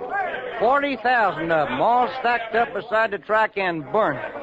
Well, we pitched in with some of the logging crew and tried to put it out, but there wasn't much we could do. Then, when it finally had nearly burned itself out, I heard somebody calling my name. Larrabee, Hawk Larrabee. Hey, Hawk, somebody's calling you. Yeah, it's Tom Cordy for boss. Come on, Tom. Come over here, Larrabee. I want to talk to you. Well, howdy, Mr. Cordy. Hawk, this is Joe Tanner, my chief engineer. Howdy, you Hawk. know Mike Flaherty, the crack crew boss. Oh, sure. Hi, Mike. Hey, Hawk. Hey, it's your Somber Jones. How you doing? Hawk, this fire is a terrible blow to the Mountain Central. Well, I can see that. We're completely stalled unless we can get more cross ties. Well, What do you figure caused the fire? I don't know. I wish I did. Well, I figure it was just the carelessness of some logger. I don't know about that, Tanner. I smelled the smoke, and there was a coal oil smell to it. What do you mean, Larrabee? You figure somebody deliberately set him on fire? Oh, I wouldn't say for sure, of course, but I do know coal oil when I smell it. Hey, Hawk's right. I smelled it too. Yeah, and I wouldn't put such a thing past Brett Shannon, Cardiff. He'd stop at nothing to beat us into Empire City. Well, maybe you're right, but we got no proof. And besides, we don't have time to get any. The Sierra Western will beat us unless we work fast. My men can't lay track unless they got cross ties. Well, can't we cut more cross ties? That's just the trouble. Our option gives us only one more week to cut timber here at Dutch Hill. Well, can't you get the option renewed? Who owns the land? Oh, Judge Bentley over to Hunter Springs. But no, I'm afraid there's no hope there, Larrabee. We just don't have the money. It looks like we're licked, Cardiff. The logging crew sure can't cut 40,000 cross ties in a week. Well, I ain't so certain about that, Tanner. Are you in charge here? Yeah, Shannon, I'm in charge. Hawk Larrabee's the name. Well, Miss Dane has something to say to you, Larrabee. Well, I'd be mighty pleased to hear it. Well, maybe you won't be. I'm here to tell you you're on my property, and I want you to get off right now. You own this land? That's what I said. Well, I thought Judge Bentley down at Hunter Springs... He did own it. But the judge was, unlucky at cards. Oh, I get it. Lorna Dane beat him, huh? Yes, and I don't want any of your Mountain Central crowd here. What you got against the Mountain Central? Oh, never mind. Just get out. Well, you own the land, but we had a contract with the judge, and there ain't nobody going to keep us from moving off these ties that we already cut. Well, take 'em and leave. And you'd better take care of them, Larrabee. There isn't another stand of timber within 50 miles. Don't worry. They ain't going to burn up like they done last week. Oh, have a fire here? You know dang well we had a fire here. Somebody dumped coal oil on them cross ties and set them on fire. Oh, that's too bad. If there are firebugs around, I'm glad I contracted for all the lumber in Empire City. I might need it. Well, just don't start to congratulating yourself so quick, Shannon. We got all the lumber we need right here, and we're going to take it to Track's End. Well, we had to get off of the timberland, but we had our ties, and we loaded them and started to drive down to Track's End. It was the middle of the afternoon when we come to Hunter Springs, which was a wide place in the trail with maybe a dozen buildings. Somber and the boys pulled the teams up at the town pump to do a little watering, and I got out and walked up the street to stretch my legs. Well, I was standing by myself in the shade in the alley and cooling off when a stranger come up to me. Howdy. Well, howdy. Got the makings? I'm plumb out of tobacco. Well, yeah, sure. Well, doggone me, I ain't got papers either. Maybe I ought to smoke it for you. Oh. There you are. Thank you. But, I'll need both of my hands to roll me a smoke. You mind holding this bandana for me? What you got in it, poker chips? Yep. Me and some of the boys had a little game. I brought the chips and cards. Did you win? About $40. Hold it, boys. Just stand right where you are. Yeah, the marshal. Oh, hi, Marshal. How's your copperosity? What you boys doing here in the alley? Standing here, Marshal, that's all. Pete, you sure about that? Who's your friend? Well, never saw him before. What you got in the bandana, stranger? Oh, it ain't mine. Belongs to Pete here. Now, don't go trying to put anything on Pete. Let me see it. Poker chips, silver dollars, gambling, huh? Reckon you'll have to come along with me, stranger. Oh, now, wait a minute. You done made a mistake. Pete, you come back here. But go after him, doggone it. Nah, too hot to run in. Anyhow, I got you. You got me for what? You'll find out. Lucky thing Judge Bentley's in town. Oh, the Judge Bentley that owns the Dutch Hill? It did own it. Got in a poker game. Oh, yeah, I remember. Lorna Dane. Judge don't mind. He's got more land he knows what to do with. What's your trouble, Hawk? I'm darned if I know, Somber. You get the wagons to rolling. Mike needs them ties pronto. Sure, Hawk, but how about you? Don't move them wagons, that's all. They're staying put till we see the judge. You ain't got no right to do that, Marshal. You open your mouth again, and I'll run you in for disturbing the peace and defying the law. Now, stay with the wagons, Somber. And don't let nobody get their hands on them ties. Don't worry, Hawk. I won't. All right, come on, Marshal. Let's get this thing over with. Don't be in such a gall-darn hurry. We got all day.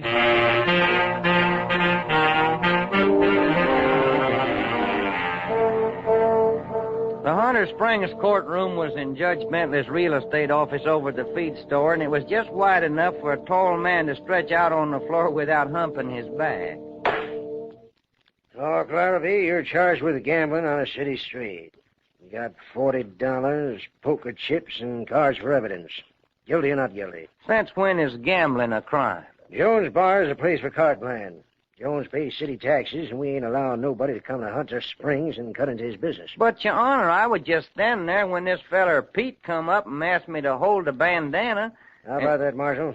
This fellow was trying to get Pete in the game. I watched him. You're a liar. You watch how you talk, Larrabee. I ain't taking that from no man. Why, you... Quit that, both of you. I know my rights. I'm demanding a jury trial. Well, sure, Larrabee. Yeah, let's see. We'll make it, let's say 3 weeks from today. Hate to have the city feeding him all that time, Your Honor. He'll pay his own board bill, all right. You mean I got to stay in jail till the trial? Well, how about bail? That's for me to decide. I'm against it. I don't trust you railroaders. You might never show up for the trial. Well, I can't afford to stay here for 3 weeks. Oh. Change your mind about a jury. Well, all right, providing the fine ain't too much. It's only $3. And costs. Cost? How much are they? Reasonable. Well, I guess I ain't got no choice. Guilty or not guilty? Guilty. Fine is $3. Costs are $1,000. $1,000? What are you trying to do? It's within my right to set costs. That's what they are, $1,000 in gold. Why, Well, I reckon that's plain enough. You and Brett Shannon is eating out of the same feed bin. That'll be $500 extra for contempt of court. Well, where am I going to get $1,500 at? Get it from Tom Cardiff. Those ties ain't to be moved till you bring in the money. But we've got to have them ties. Should have thought of that before you come into Hunter Springs and broke the law. Oh, the law. Folks must have been plumb loco to elect you judge. Nobody elected me. I appointed myself. I run this town, and what I say goes. Yeah, I'm beginning to see that. I'm doing you a favor letting you go to raise the money.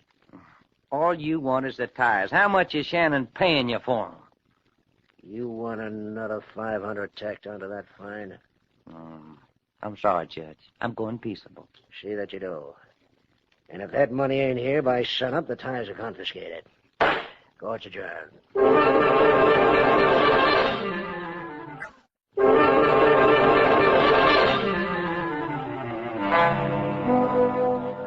Well, it looked like the Mountain Central was getting it from both barrels. At track's end, I faced Joe Tanner in his office and told him bad news. I'm glad Cardiff isn't here. He'd only worry. Only thing to do is to get that money. Either that or ride in and take them ties. I won't sanction violence. Well, then we got to get the money. That'll have to come from Cardiff. May take 2 or 3 days. Yeah, I shouldn't have given in to that town marshal. But sometimes messing with the law don't get you nothing but trouble.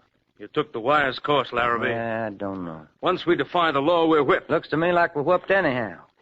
We can't get timber from Dutch Hill, and Shannon's got it all bought up in Empire City. I know how you feel, Larrabee, but we'll have to do this legal. Well, Cardiff said you was the boss.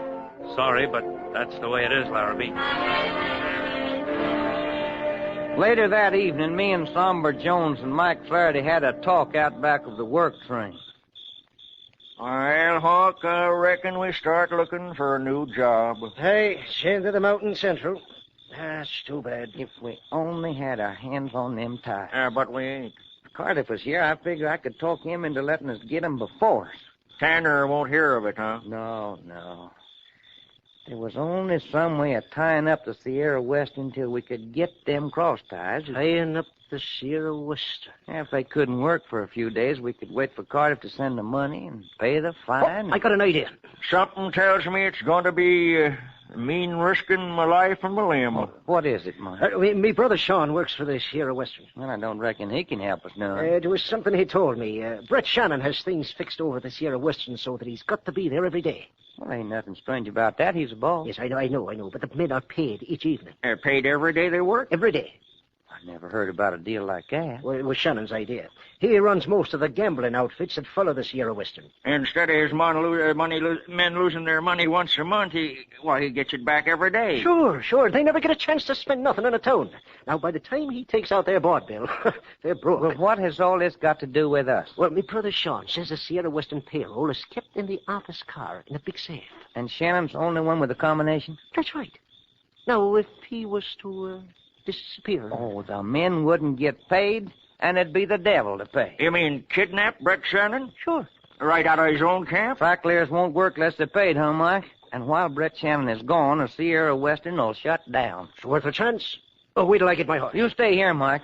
Turner won't miss me and Somber. What makes you think I'm going to risk my hide? I couldn't keep you away.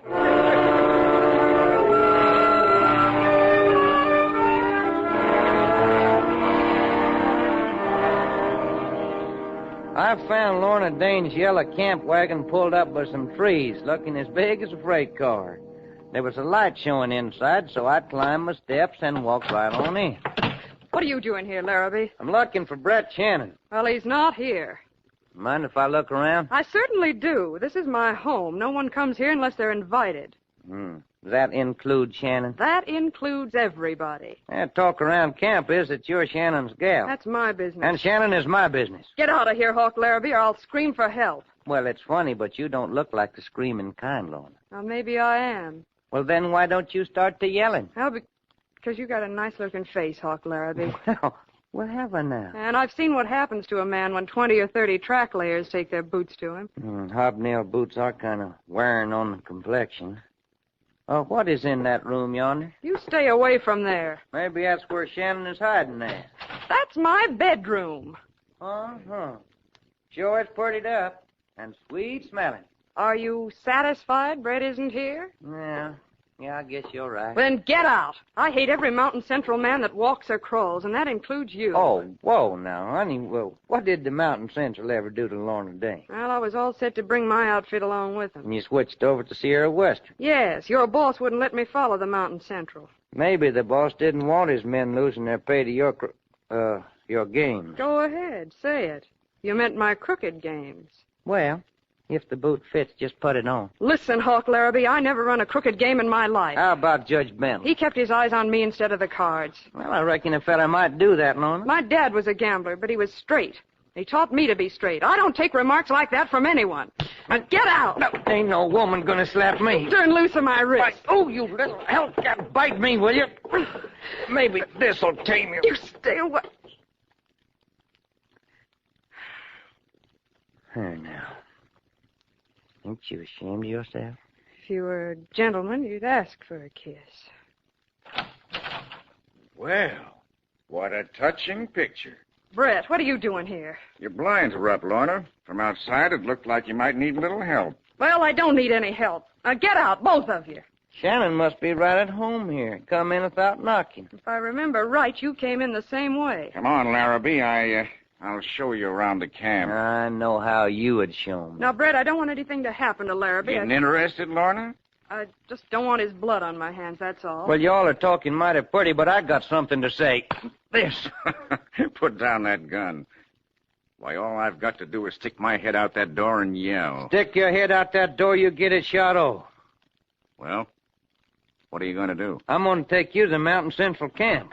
Some fellers over there is mighty anxious to find out who you paid to burn them cross ties. And how much you paid a no-count judge to frame me. Larrabee, you're out of your mind. Wait a minute, Brett. I agreed to string along with you as long as everything was on the square. Well, Lorna, railroading isn't exactly a tea party. Then it is true. Thank you for telling us, Shannon. Yeah, but it won't do you any good, Larrabee. You'll never be able to get me out of this camp without us being seen. Oh, I won't, huh? Lorna, you hankering to do any traveling? Traveling? Oh, you mean my camp wagon? Sure, won't nobody see Brett Shannon here. You'll never get away with this. I'll get away with it, all right. Now, wait a minute, Larrabee. Maybe we can come to an understanding. All right, fix it so's I can get them ties. You go to the devil. That's my ace in the hole, and I'm not giving it to you. What's going to happen tomorrow night when you ain't here to open that safe? Well, what about it? Track clears won't work unless they get paid. How do you know we pay every night? Oh, I got ways of finding out things, Shannon. You'll never live to get those ties, Larrabee. I promise you that. Lorna, use that scarf to tie up Shannon's hand. Lorna, if you do that, What else can I do, Brett? Larrabee has a gun.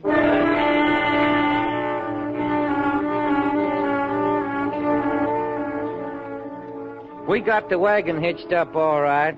And Somber had our 2 horses, and he'd been keeping them back in the shadows. It was lucky there wasn't no moon. Well, I was driving the wagon with Lorna sitting on the seat beside me. And we was about halfway to Hunter Springs when 3 riders come up.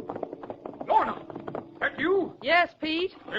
Anything wrong? No, what do you mean? Well, we thought it mighty peculiar, you pulling out in your wagon in the dead of night. Peculiar? Why? If I want to pull out, what business is it of yours? Well, sure, it's okay with us. Only, we was wondering, have you seen Brett Shannon? What makes you think I'd seen him? I don't know. I just thought maybe he was with you. Well, I haven't seen him. No? Mind if I take a look in your wagon? You will not. Wait until I tell Brett you tried to search my wagon. Well, no, I didn't mean anything. Then get out of the way and let me by. How long since you seen Brett? Oh, about an hour ago. He was riding toward Empire City. First time Shannon ever rode off without paying the men. Well, maybe he had important business. Yeah? Who's that on the seat with you? Can't see, it's plumb dark. It's Baldy Haynes. Baldy, huh? The woman's lying. I tell you, I overheard some of my men say Hawk Larrabee was going to try and kidnap Shannon. Well, what do you know? Joe Tanner. What is it, Hawk? You sneak down. Run for them trees yonder. But, Hawk, do like I say right now. All right, all right. Hey, who's that running? Never mind that, boys. Get them hands up. Wait! It's Hawk Larrabee. Yeah, Tanner, you tailor-faced hypocrite. And Tom Cardiff trusting you. Pull your gun. I want an excuse to blast you right out of that saddle. No, don't shoot, Hawk. You're Shannon's spy. How much Sierra Western stock did he give you to burn them cross ties? Don't let him shoot me, boy. I wouldn't waste a bullet. Hey, Hawk. Yes, Homer? Look out. The little window behind you. It's Shannon. Yeah, Larrabee. Put up your hands. Well, I'll be... How'd you get loose, Shannon? Never mind. Just keep your hands up or I'll... Oh, will you? All right, Shannon. Drop that gun. I'll bust your wrist. Hey, Hawk, the team! Hold him! Wait a minute, Larrabee. Grab the reins. They're running away. I can't reach them. Do something, Larrabee. Do something. If this wagon ever gets trouble with me. Larrabee! Look out! That's me! Look out!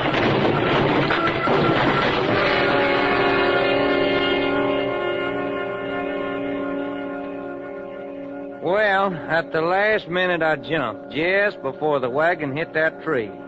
And when we pulled Brett Shannon out of the wreck, he was dead. Pete and the fella with him hightailed it when they seen Somber Jones turn up. And Joe Tanner lit up for the high country, and he ain't never been seen since.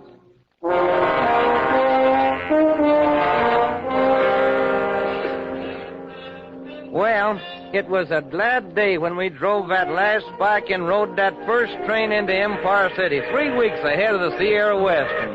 There was a real big celebration with speech-making and hooting and hollering. Tom Cardiff was so tickled he even wanted me to make a speech, but I ain't much for talking, so I just slipped away. After things quieted down, Somber Jones caught up with me at the stable. Where are you going? Just riding. But ain't you staying to take Lorna Dane to dance tonight? I figured that ain't very smart, Somber. What's being smart got to do with it? She's a right good-looking gal. She's sure got an eye on you. Yeah, but I'm carrying all my wages.